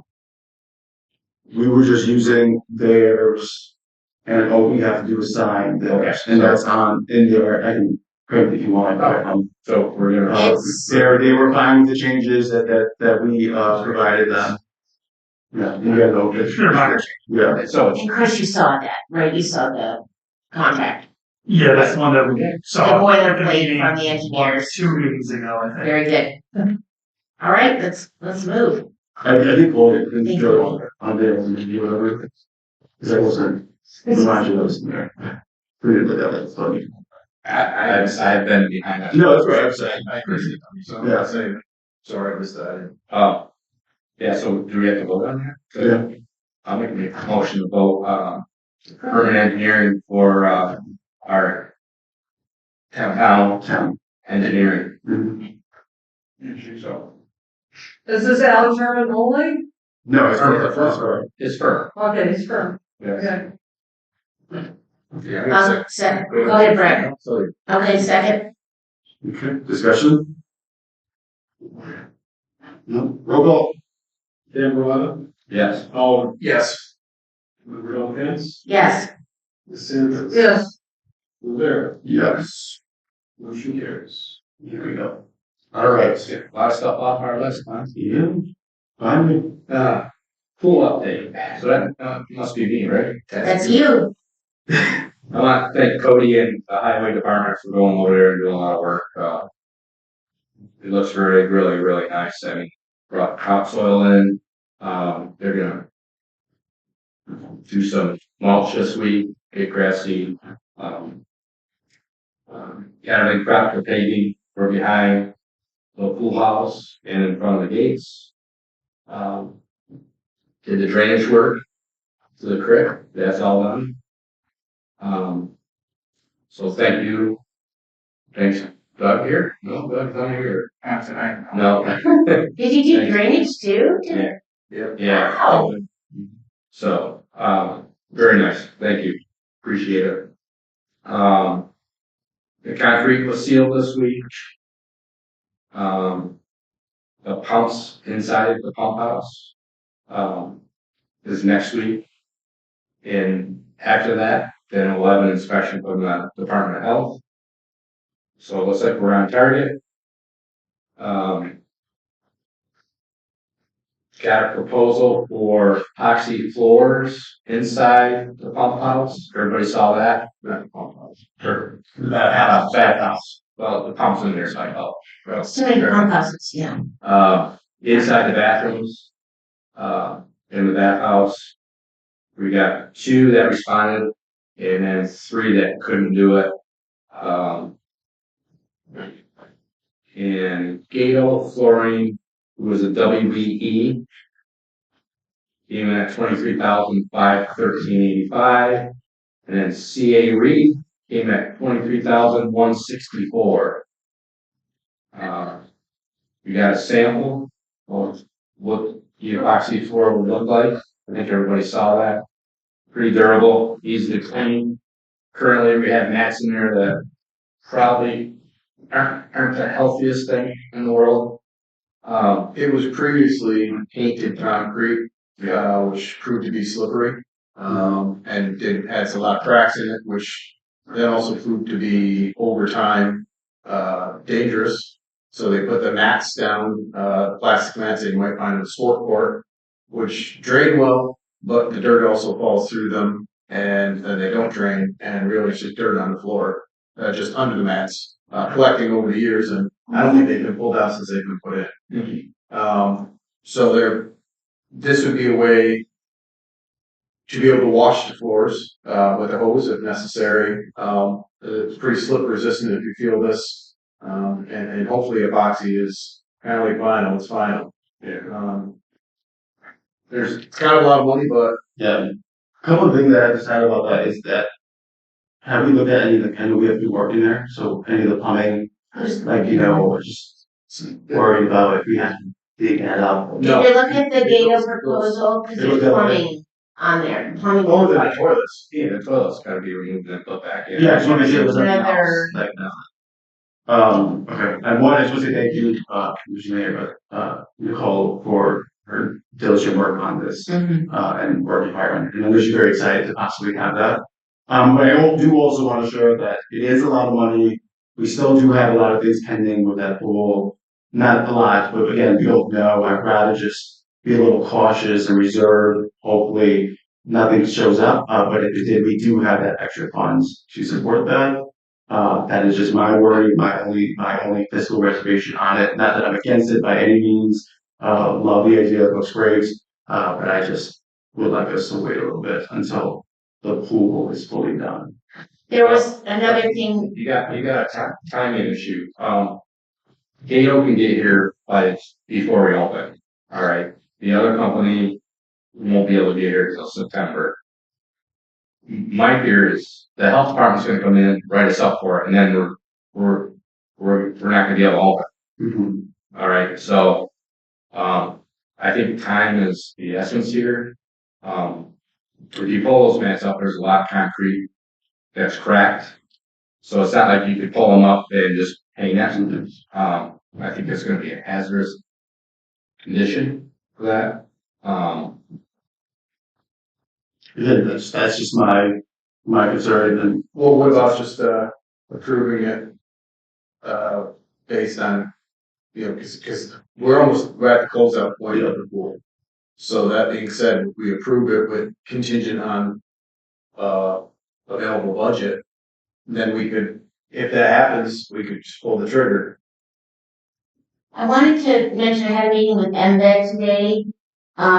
Cause Nicole's waiting, we had the solar, rooftop solar here, and she's expecting the tax credit to come back. 17,000. 17,000, and, just so you know, that's not in yet, and MVET's gonna try to see, I don't I know. believe it's because the federal government, is essentially, that department's not working, and so the go has tried numerous times, and that's the problem. So MVET's gonna help her to try to, but we don't know, you don't know the outcome, so I'm just saying, just bear that in mind too, that you don't know for sure if that money's coming in. I did speak with Pat Jacob, the chair of the Climate Smart, and she has no issues, but, with that money being expended, the tax credit. Right, right. Gave us a loan to Right. get solar, so. So, right, it's the time, but the matter is when is it gonna come in, so it's, just so you know, that's all. I was looking at the plumbing part, just double checking, is Jared gonna be able to, or it says, including toilets and stalls must have a water supply within 50 feet of the work. So are all those something that you feel good about, the plumbing parts on the Gato? The plumbing, aspects? I'm just checking with you, you felt good about it. The only other thing I foresee that we have to do, I mean, there's signages that we gotta put up by mandate. This is a different system. Because we have a trough system all the way around the gutter system. And it's actually getting pumped to a holding tank in concrete. It's above the surface a little bit. It's the far side where the kids' pool is. They're gonna blow a piece across there and it'll be locked so the kids can't lift the tank covers off, which you'd have to be pretty strong. But we're gonna have to fence that off. You know, it'll be a snow fence for now, temporary. And then we'll get estimates on something that's gonna be permanent. So that's the only other thing I see that we could have an expense there for now. Do you agree? Yeah, I was down the other day looking at it and I mean, we're pretty darn close, ready to rock and roll for that. The floor would be the final piece. I mean, unless the 21st century throws us a zinger at the last minute. And then, But I mean, that's why we have a contract with them to complete the work. You know, so if there's something, for instance, when that tank came in that they screwed up, that's on them. I mean, Yeah, they take for the opening the door. Just couldn't fit through the door. we ordered a hot dog and they gave us a hamburger. Yeah. Pretty much what it boiled down to. are we doing a field day then? Well, yeah, we have to. I mean, it's disgusting. No, I was wondering, like, so, You know, just let us know. and I feel we're gonna have a grand opening there. Yes. We really need to do it. And then another announcement that we're planning for a grand opening. The Lions Club, which I'm a part of, we're willing to come down and do popcorn for everybody. We have popcorn machine. We're willing to do hot dogs too. So Well, we have that money that we got last year. $500. That was more than five. Was it? I don't know. I think it is fun, but we're looking to get like flags and like, other things for the pool. Plus, if we get this 1250, we can use that for, democratic issues, for the, to celebrate. plus we got sunglasses that we'll hand out. You did functions like that before, so Yeah. No, and I think Jared's gonna do the DJ. He's I'll put DJ as a turn there. So I mean, we're in the planning stages, but I just want to make that. no, yeah, thank you. Everyone's looking forward to that, and the pool being open.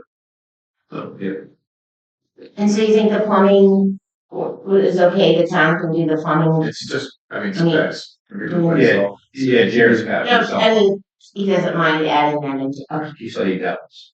If not, I'll do it myself. When we do the choice ourselves.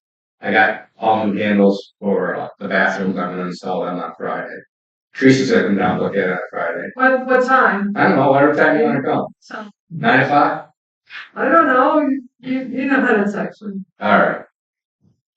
We got a date. Alright. So that's it. That's all I got for the pool. Perfect.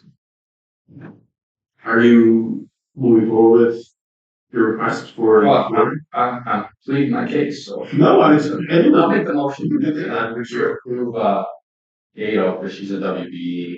And, oh, by the way, she's under state contract. She's in contract. Yeah.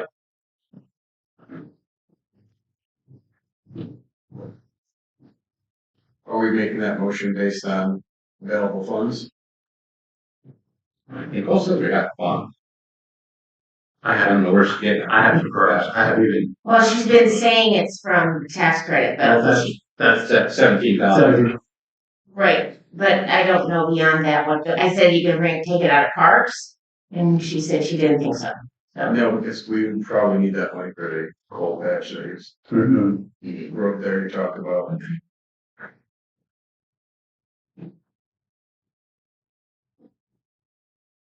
I'll second it, I mean. With the understanding that if the budget's not there, we can't do it, obviously.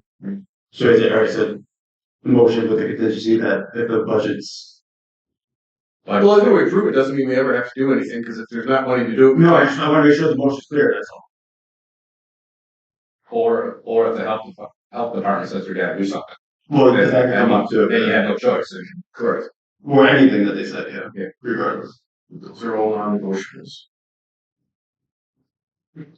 So. Just did general issues. What Health the department and budget. Yeah, I'll second that on that, those basically. So do we understand the motion here, but This is choosing Gatto as yes, our provider. with the contingency of Department of Health, and the budgets, Correct. having a constitute of the costs. Any discussion? Vote. Roll call? Camp Yes. Howard, Yes. Bill Kent, Yes, Sims, Yes, Rivera. Yes. Okay. That's pretty great. Oh, you said it's still your meeting, right? County garage cameras.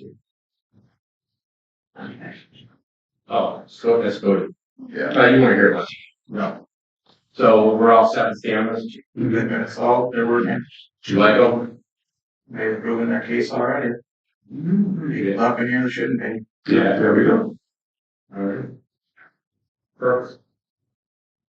I guess we're done. Alright, real quick, Brett, New York Plays Grant, have you ever applied for that? The Plays grant? Yeah, No, that, okay, so. I know about it, I don't remember who I had discussion with, I think it was someone from the Office of Parks and Recreation. When we talked about it, they said we were too close to Greater Plains Playground. For you're talking about Yeah, yeah. the pool area. Yeah, well, so New York Plays Grant came out, and I was going to, look into starting it for that, but not just the pool, but just the other parts of it. Right. And I think everyone was saying like, well, because you had to give them, the geographic coordinates and all that stuff, and you did. They said, well, here's if there's another playground within X amount of feet, whatever.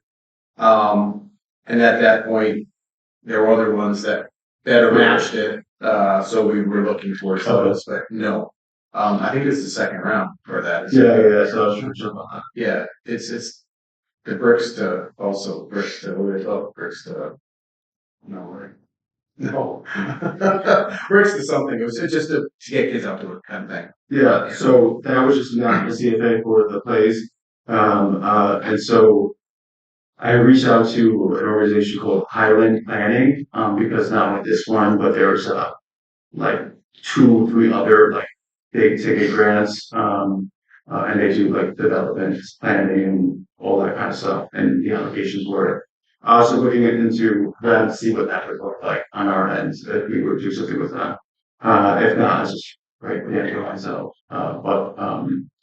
Because we have that one, there's a CDBG grant up to I think 1.5 million.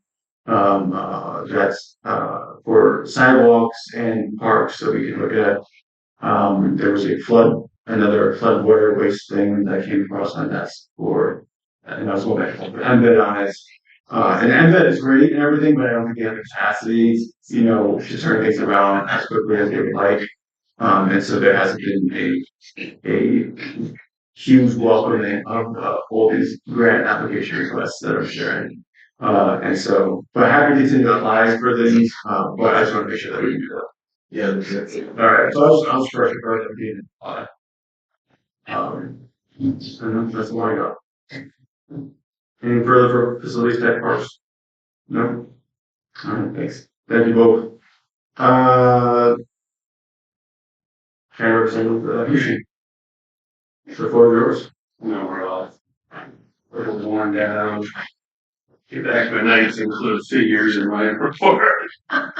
We are getting things off our docket, so. No, this is, yeah, but they're more visuals. They're visual. Thank you, thank you. This is the teacher in me. Sorry, I don't know how to do it now. Where are you? Oh, no. Okay, I'll try to wrap through things real quick.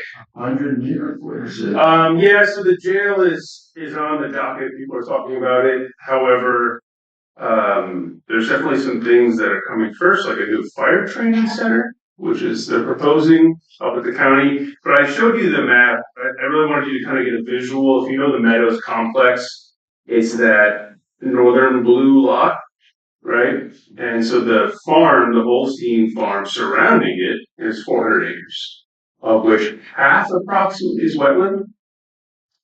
But you can see there's a lot of meadows, they have a lot of buildings. Public Works is super excited to get some of their machines actually out of the weather and preserve their life. But it really expands their space quite a bit. It's really interesting, and so I'll keep you updated as they start proposing things on this facility. We passed the resolution to create a comprehensive plan, so I'm sure you'll all be included as stakeholders. A lot of departments are really worried about their budgets for next year, especially highways. I'm glad Cody's here. So the county highway supervisor just in salt saw an increase of $15 a ton, which is going to be like an extra $100,000 that he didn't budget for. And I don't know if you're seeing that with salt here as well, but it was just kind of maybe an omen to come. It was a red flag for me. All the America 250 grants are going to be awarded, and the checks will be written. You already brought that up, so we made sure that after the next meeting, we'll cut all the checks early June. Is that what your timeline was? Oh, I don't know. Oh, okay. Yeah, so. We just did our 8-year review on the ag districts, and we certified a total of 188,000 acres worth of ag districts, which is kind of neat. 30% of our land in this county is in an ag district. Our little block doesn't do much if you look at the parcels, but I just stuck in that little GIS map. It's also a little plug for Otsego County GIS. Actually, Levi, who's hometown Oneonta here, he created this online resource mapper. It's unbelievable. You should use it. And they're also really, really open to feedback, which is neat as part of this new rollout. That if you are someone who uses maps a lot, they want feedback to improve the program. So, I'm not sure if any of you have seen the Delta plans for the new Southern Transfer Station, but I thought this would be a good time to propose this. I thought this might be something, because it's in the town of Oneonta, we want to go take a look at. I'm going to be going as part of the Public Works Committee, no Solid Waste Committee. And if Cody, Joe, someone wanted to tag along and just kind of see the plans from Delta, because we also have, our school garage is over there. There's a lot of facilities over there, but it's a $7 million plan as it stands. There's a couple options to back off $1 million or $2 million, but you can see what's really neat is they're separating contractors from residential. So there's going to be a loop for residential drop-offs and then a contractor loop that goes around. So they're going to have 2 different tellers weighing in, and so that's going to be huge to keep that separate. So that's kind of, if you look at the plans on the right side, that's going to be the new loop for residential drop-offs at that station, and then the contractors will go around to the back, and you can kind of see they have a whole bunch of little swales and drainage right here, but they'll loop around to the other side for the drop-offs.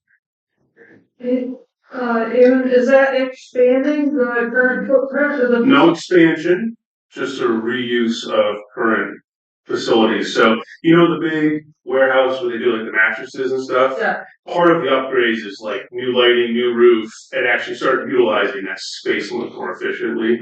And then they're gonna kind of do some work to I guess it'd be the east of that to make it an area for dropping off recycling and residential waste. So what happens during the transitional period? When will that? So, yeah, so they're gonna do one section at a time, and so they're gonna do the first section, the residential section, and be working on that, so everybody can just kind of follow the same plan, coming in the scale the exact same way while they're working on it. I think there's like 2 or 3 phases, but I can keep you guys updated. And when we do that tour, I'll make sure I reach out to everybody if you want to come I out have to a it. couple questions. Yeah. It's in the town of Oneonta. Do they have to come to the planning board? And do we have a professional fee for them also? That certainly, that definitely looks like a SWIP is going to be entailed, and so they will have to. Are you sure that's the town, not the city? No. No, not it. Yeah, I would assume that looks like it would be eligible, so. They're not exempted. Just like the solar project, Yeah, right? they're not exempted. Okay. So do you want me to bring that back to them, kind of? Yeah, we I'm have, with SWIC tomorrow, or SWIC tomorrow, so. we haven't received anything, I mean, on our You end. got no notice of anything? I have not been told I about. feel like this has been talked about for years, so I don't know. Well, it has not, since I've been here, this has not come across our desk for approval. I didn't hear about it until tonight. Really? Send us, can you send us, the plans so we can? No, Okay, well, I'll meet with them tomorrow. Don't send us the plans. Don't not send us the plans. Follow, let them, whoever it is, oversee, they can do the same process like everyone else. Please do not send us it. Thank you. Okay, Thank you. I will make sure I let them know that you want to be fully in the loop. If it's That's on what your town role property, if it's on town property, they should follow the same process like everyone else. Thank you. Right now. Correspondence and meetings, I met with Terrell again to talk about rec centers and looking at grants, if they ever roll out some of the grants, if they can get a budget, right? I met with Cass Harrington to talk about recreation and tourism data. She shared a whole bunch of data with me, which was really interesting about our county. And there's a major upswing in rec use. And what's neat is of all the people using our parks and our forest land, 60% of all the people using it are in county, which is awesome. I mean, there's a lot of local attention. I think we already all knew that. I met with the planning department today to discuss an idea for a Parks and Rec department and what that might look like at the county level, just to create a valence, a place to help with New York Place grants and kind of also come in, and if someone's redoing a park, you have a professional that can come in and do some analysis, things like that. And also to try to get a hold of the forestry issues, and the county just sold off a big swath of land without really telling us. And so I'm a little sold off logs inside of a forest. They didn't sell off the land. Sorry, I misspoke. And also the county planning department did emphasize your need for a new comp plan. So we did talk about it. Their need, the county's plan or our need? Your need. Oh. They're on the way. Okay. But We know that. if you want me to help in any way, try to get that going, or if you need to seek funding. We need, yes, funding. Funding. As soon as Okay. if some comes available, we will be applying. Yeah, it's on the radar Yeah, for sure. please, Tammy and the crew know that to keep us in mind, or if they have this across, I think they're super aware, especially our town has had more stuff happen to it than anywhere else in the county in the last 10 years. So it would make sense we were high priority. So I'll make sure they know to send anything our way. I met with a forest ranger, Nate Lehman, to talk about a new fishing access site. I've been working with Brandon. I think I talked about the 607 paddle trail. He really wants a new fishing access site where it's much safer for people to put in boats right off 166. You come out of Milford, go up 166. It's that place right there. I think for the canoe regatta, they even do. Okay, that's. It's a bad spot. Well, it would be great to have. Oh, yeah, and apparently, like that section down to Goodyear Lake is the safest, best introduction paddle spot on the whole river in our area. So we're gonna try to get a fishing site there. I talked to DOT about that. They're willing to sell us an easement, so that'd be cool. I went to the IGA committee meeting again, I proposed a resolution to nix county involvement with any potential data center or crypto mining, and they still are collecting information. They want to know more. So Tammy Harris planning is kind of setting all of her staff out to dig up information. No county has done any type of research yet. So we're thinking we might look to the Southern Tier 8 to try to find some grant funds to really look at how it's going to affect our region on a data center level. But it was just so happened that they were there looking for the CBGB grant to do the electrical study for the rail yards, which I think a lot of people are really excited about that.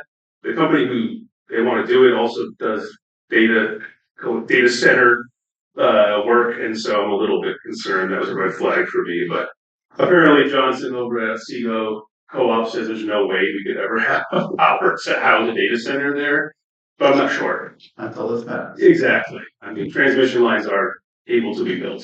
So, any questions for me? I had a quick question at the start of your, and thanks for the handout. At the start, you mentioned fire training center. What was that? I Yeah, don't know so- what you're I'm not on the PSLA or talking- the committee, but apparently there's a fire training building over. On Hemlock Road. Thank you. And it's just not in the shape it could be.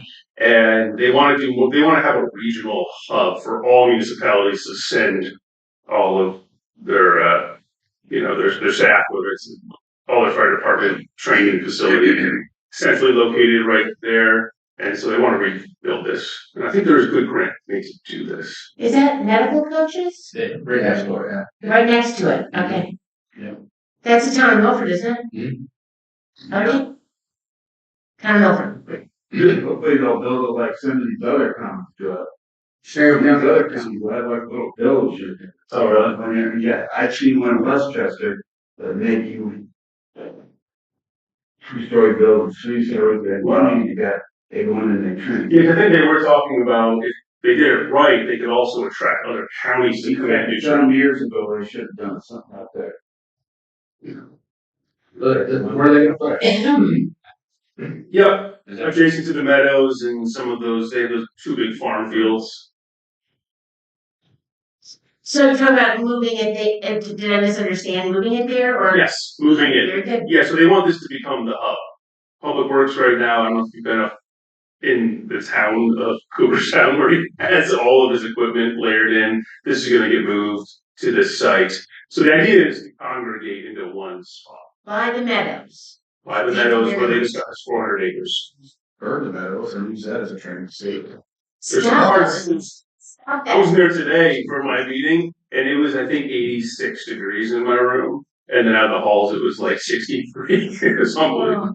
Oh, at the Meadows? Yeah, Oh, yeah. They better fix it before the Imagine- 19th or I'm Just booking. imagine being there, some of the like clients, I mean, I spent years in it and nothing, just like that. yeah. Question for you. Yeah. You know how much they paid for that land? And when did they purchase it? They are in the process of finalizing Oh, so it's first right now. They surveyed it in February, and I believe it's going to be closed, if not closed, super soon. who owns that land? I mean, does it have to go out to the public? Yeah, it was before my time. They agreed this past fall to purchase it. I think they got a good deal. It was on the market for a long time.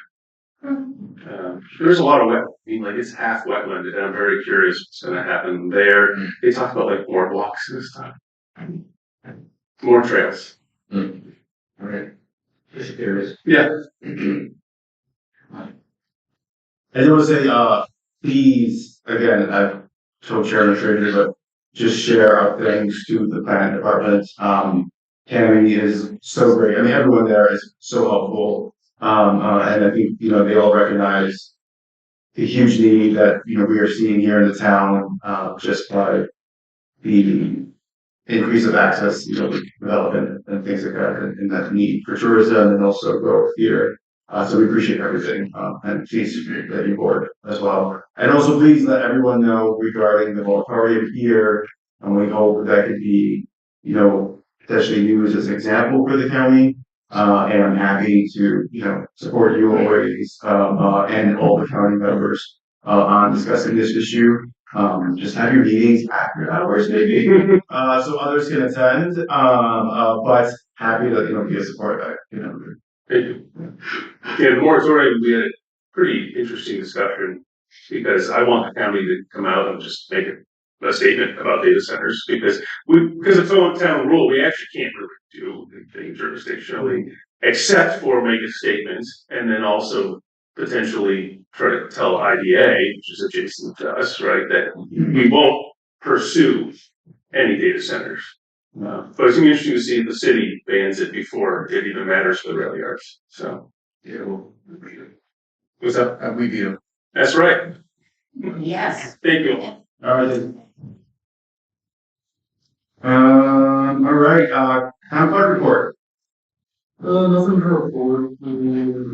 It's just to accept minutes of the March and April town board meetings. Any questions to that? Vote. Looks good. Yeah, I vote we accept the minutes from the March and April town board meeting minutes. I'll say that. Second. So we. Discussion. Discussion, Ryan added a section on my comments about the, highway department expenditure. For the Security camera. For the minutes. Right, submitted the minutes. Thank you. You sent that around. So any further discussion? It's got a roll call now. Roll call. Cameron. Yes. Holland. Yeah. Yes. Santos. Yeah. Rubik. Yes. Right, the only thing was the standard workday, formula. Standard workday resolution we did in the, it's a matter of miscellaneous, so we're gonna, we certify, the elected officials and to establish a standard workday. Which is something we procedurally do, we're supposed to do every year. And it's often done. So we establish workday, but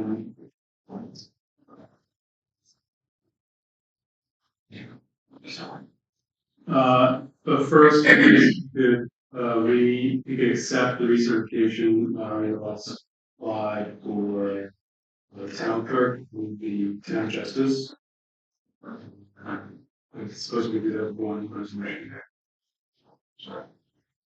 And then to establish the work day, was applied with units from 2018, I believe, There's 18 and 22. Right. 22 is when it was last done, but it was never reflected in the minutes. For some reason, we never did a resolution.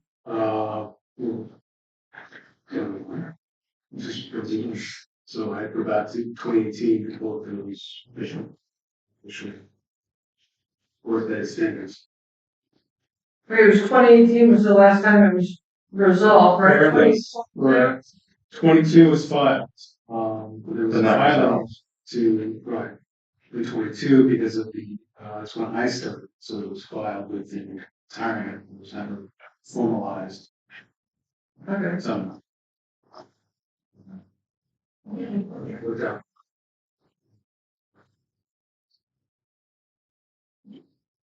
So you want to research yourself and town justice. What about Correct. the three of us that have applied for standard workday? Right? It's in the second workday. That's the standard workday that we're going to use a separate resolution. That's a separate resolution. What is this? Is that a separate resolution? Yeah. Teresa, it's a time sensitive thing, you indicated. I was originally adopting the standard workday that from 2018. Nothing's changed in regards to that. We've applied the standard workday It's based on the comptroller. It's all control. Yeah, it's all- It's your files. Individual filings. Like the Board of Ethics. I know Councilmember DeSantis has some questions, I'm sure, so. Oh, I don't know. Yeah, go ahead, please. This is something that has to be done as per a state retirement system. So there's some employees of the town that are on, maybe punching a punch card or on, like established hours. And there's, those of us on salary. I mean, the board, we all work really strange hours, but it has to be standardized for purposes of state retirement. So that's what this is. Brian's already previously submitted one. So he's trying to get a research on him and the town justice. And then I believe it's myself, Will, and Cody are putting in for the first time. So we had to track our hours for 3 months and figure out what the conversion rate was to the in terms of how many days worked per month.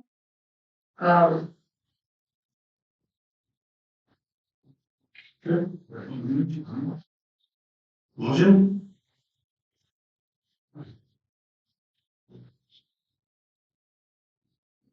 What is our motion? Just to make sure. So hereby. We have, there hasn't been one yet, we just need a vote, I need a Right, motion. so here we go. Establishing the following standard work days for its employees and will report days worked New York State and local retirement system based on the timekeeping system. For the record of activities maintained, submitted, by these individuals to the clerk. Now, the list goes through, everyone within the organization, and it goes through and lists the, standard workday hours for those in said positions. From town clerk through to constable. I can read them out to you. Let's just have the ones that we have the motion for right now. That we're in motion, we don't need. As long as the hours are between 6 and 8. Yeah. They're all really succinct. So even though I didn't have it for 10 days, I'll make the motion to help out on my help. So I'll make the motion that we adopt the standard work day for the, did you split it up? 4 employees. For Repeat it, right? So you want to do it for employees? Yes, and for employees. Yes, thank you. For which employees, are we just doing the research or the research or for the new people as well? For the research, or do we want to do a separate resolution of research? Can we just do it all together? Let's do it all together. If Chris has no issue, let's do it all together. Okay, all together, recertifying as well as Is that the your motion? employees. That's my motion. I'm second. Is there any further discussion?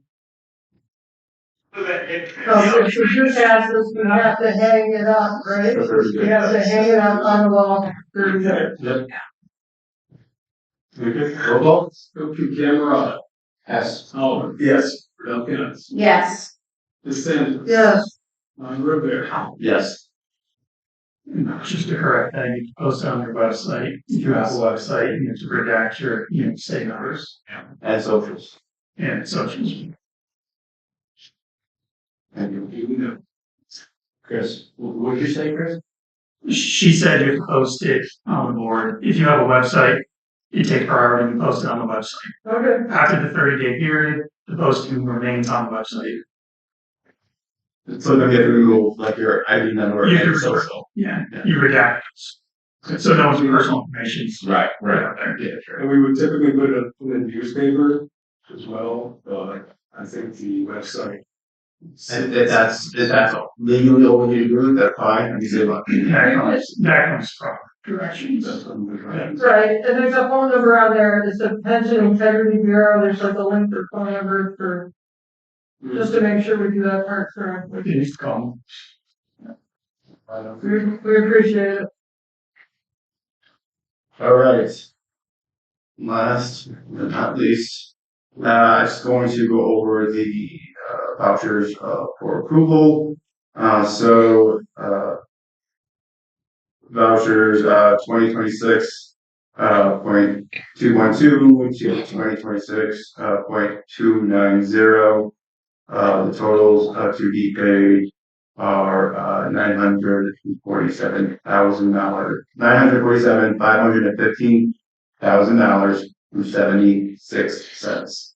Just so everyone knows why that is so high this year, this month, is because we have lots of big ticket items, fire protection, pool, general things are all being paid at this time of the pay period.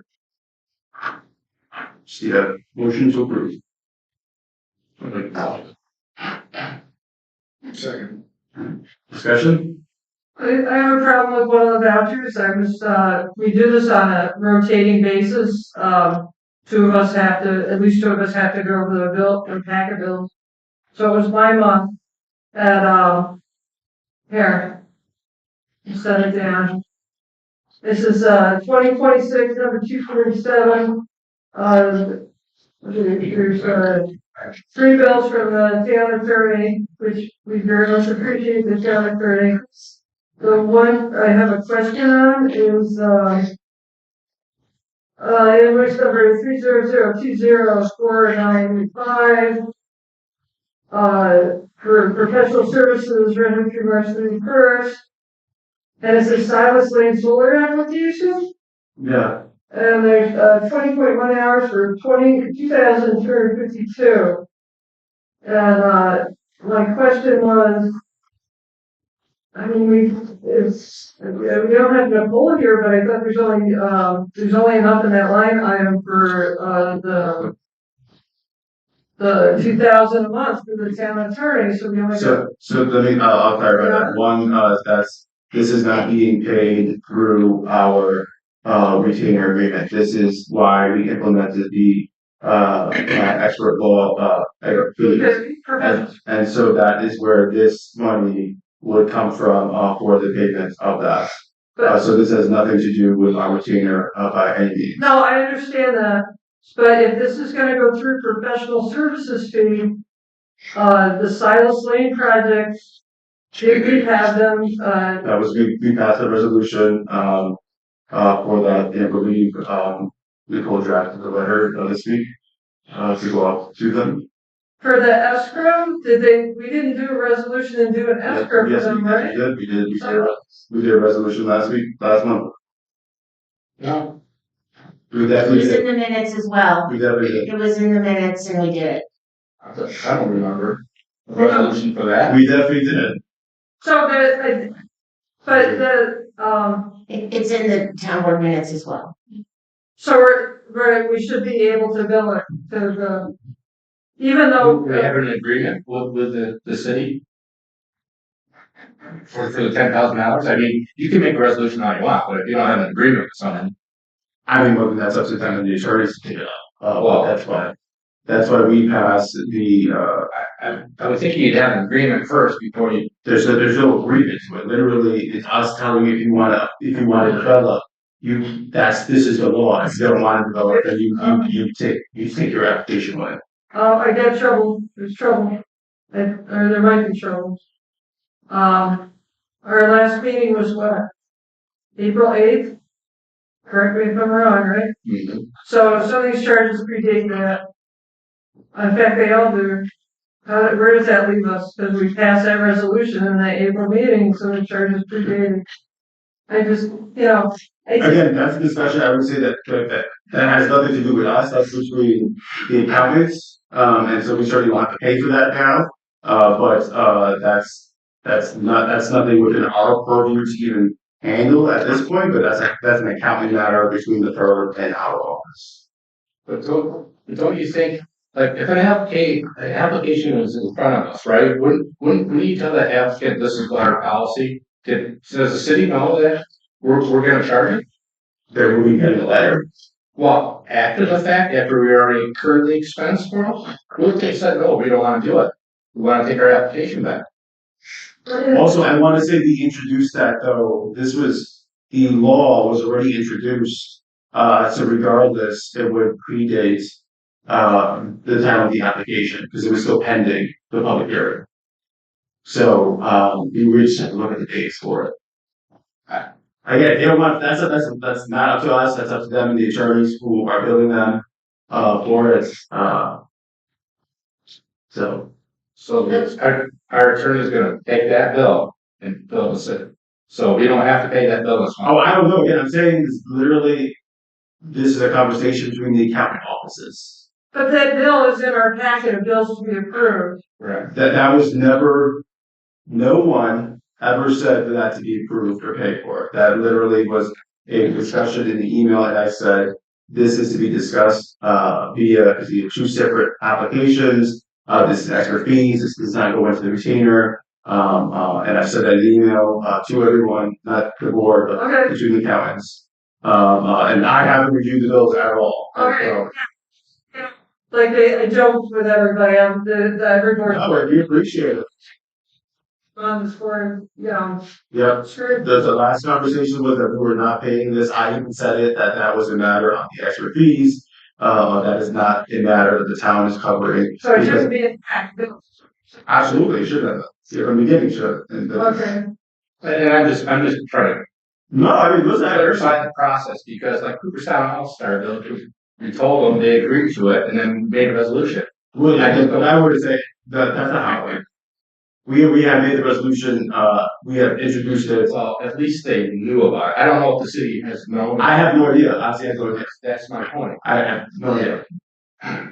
Literally, the letter was received, we received the letter this week, I think, for me to sign, for that, to go out, so. They'll find out when we get the letter.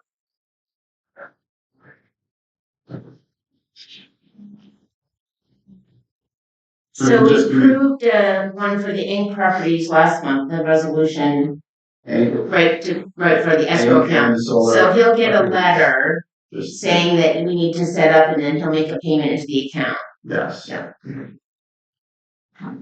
Those letters were drafted. So, Thank and you. they're also getting copies of the resolution associated with this. Perfect, that's even. So the bills that we're gonna approve include that right now in that package. We just take it out. Okay. Yeah, So we have to make that adjustment. So, how did we do that? Make the Who's got make that? the motion and, Who's got that packet? Just to double check. At the top of the packet, Nicole's got 2026, 247. 247. And we could even put the invoice number. I will all, and then the amounts. Right, but we're just banking that one bill, and it's gonna get, taken out and billed to the city, right? For professional services. so with a motion on the floor, we'll just amend the motion. Yeah. Approve the bills in the bill range X to Y, right? Minus, number 247, right? Minus 247 for the Silas Lane solar application, professional services rendered in the amount of $2,252.00, right? Correct. Any further discussion? Oh, well, you were saying we had a meeting and, 10 days ago, you were saying that the city, that Acadia Energy pulled the town portion of their project, right? That's what Clint told me. Okay. Alright. So, I believe they're moving forward with the property that they own, within the city limits. The property they own now.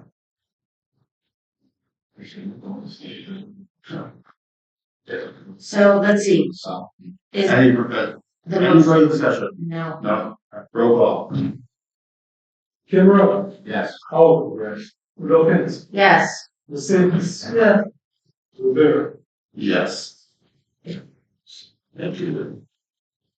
Motion to close. Petitioners. Oh, I'm sorry, yes, yeah, Sorry. yeah. It's quick. Yeah. Thanks. Privilege of floor. Pat Jacob. One, I actually would prefer Chris's idea of a limit on size of the exceptions. I think that would have been good. Makes me a little nervous to have the exceptions with no size. And hopefully it will not be an issue. I think that was a really good advice and that would have been my preference. But thank you guys for doing the moratorium. But it makes me very uneasy that you have exceptions to the rule. I didn't catch that. I That's didn't what you catch. voted on. That's what I think. Yep, you caught it, Chris caught it. Yeah, right. I'm one of five. Yeah, I thought we were encompassing it well enough, but we didn't. no. So, and the other thing is, would you consider electric car chargers in those parking courts with the solar? Because we could get funding for that here in this town. Oh, that'd be cool. So, just a thought, and I'm gonna, So the meeting's still open. What, can we do, Chris, can we go back and just amend that motion now? No, We're no, still in the meeting? No, No, too late to amend. well, Yeah. no, just comment. Oh, we're just adding more fun to the meeting. it's not. Yeah. It's only 10:05. Yes, solar, plug-in chargers, that's great, and also, I don't know about it being on, private property, well, it's public property, but that's the only one I Well- heard about. Yeah, I mean, the city has them. Lots of places have them. Yeah, I mean, I have no issues against it, Yeah, yeah. obviously. I mean, we could connect those cords to the structure Hmm, yeah. and then down. I just want to clarify, you voted for accept the new code of ethics without that extra paperwork? Yes, for the time being, yes. Great. Anything further for the privilege of the floor? Well, once, or twice. Close, alright, motion to, close the meeting? Anyone? Yes. Second, Second. roll call. All in favor? Aye. Right.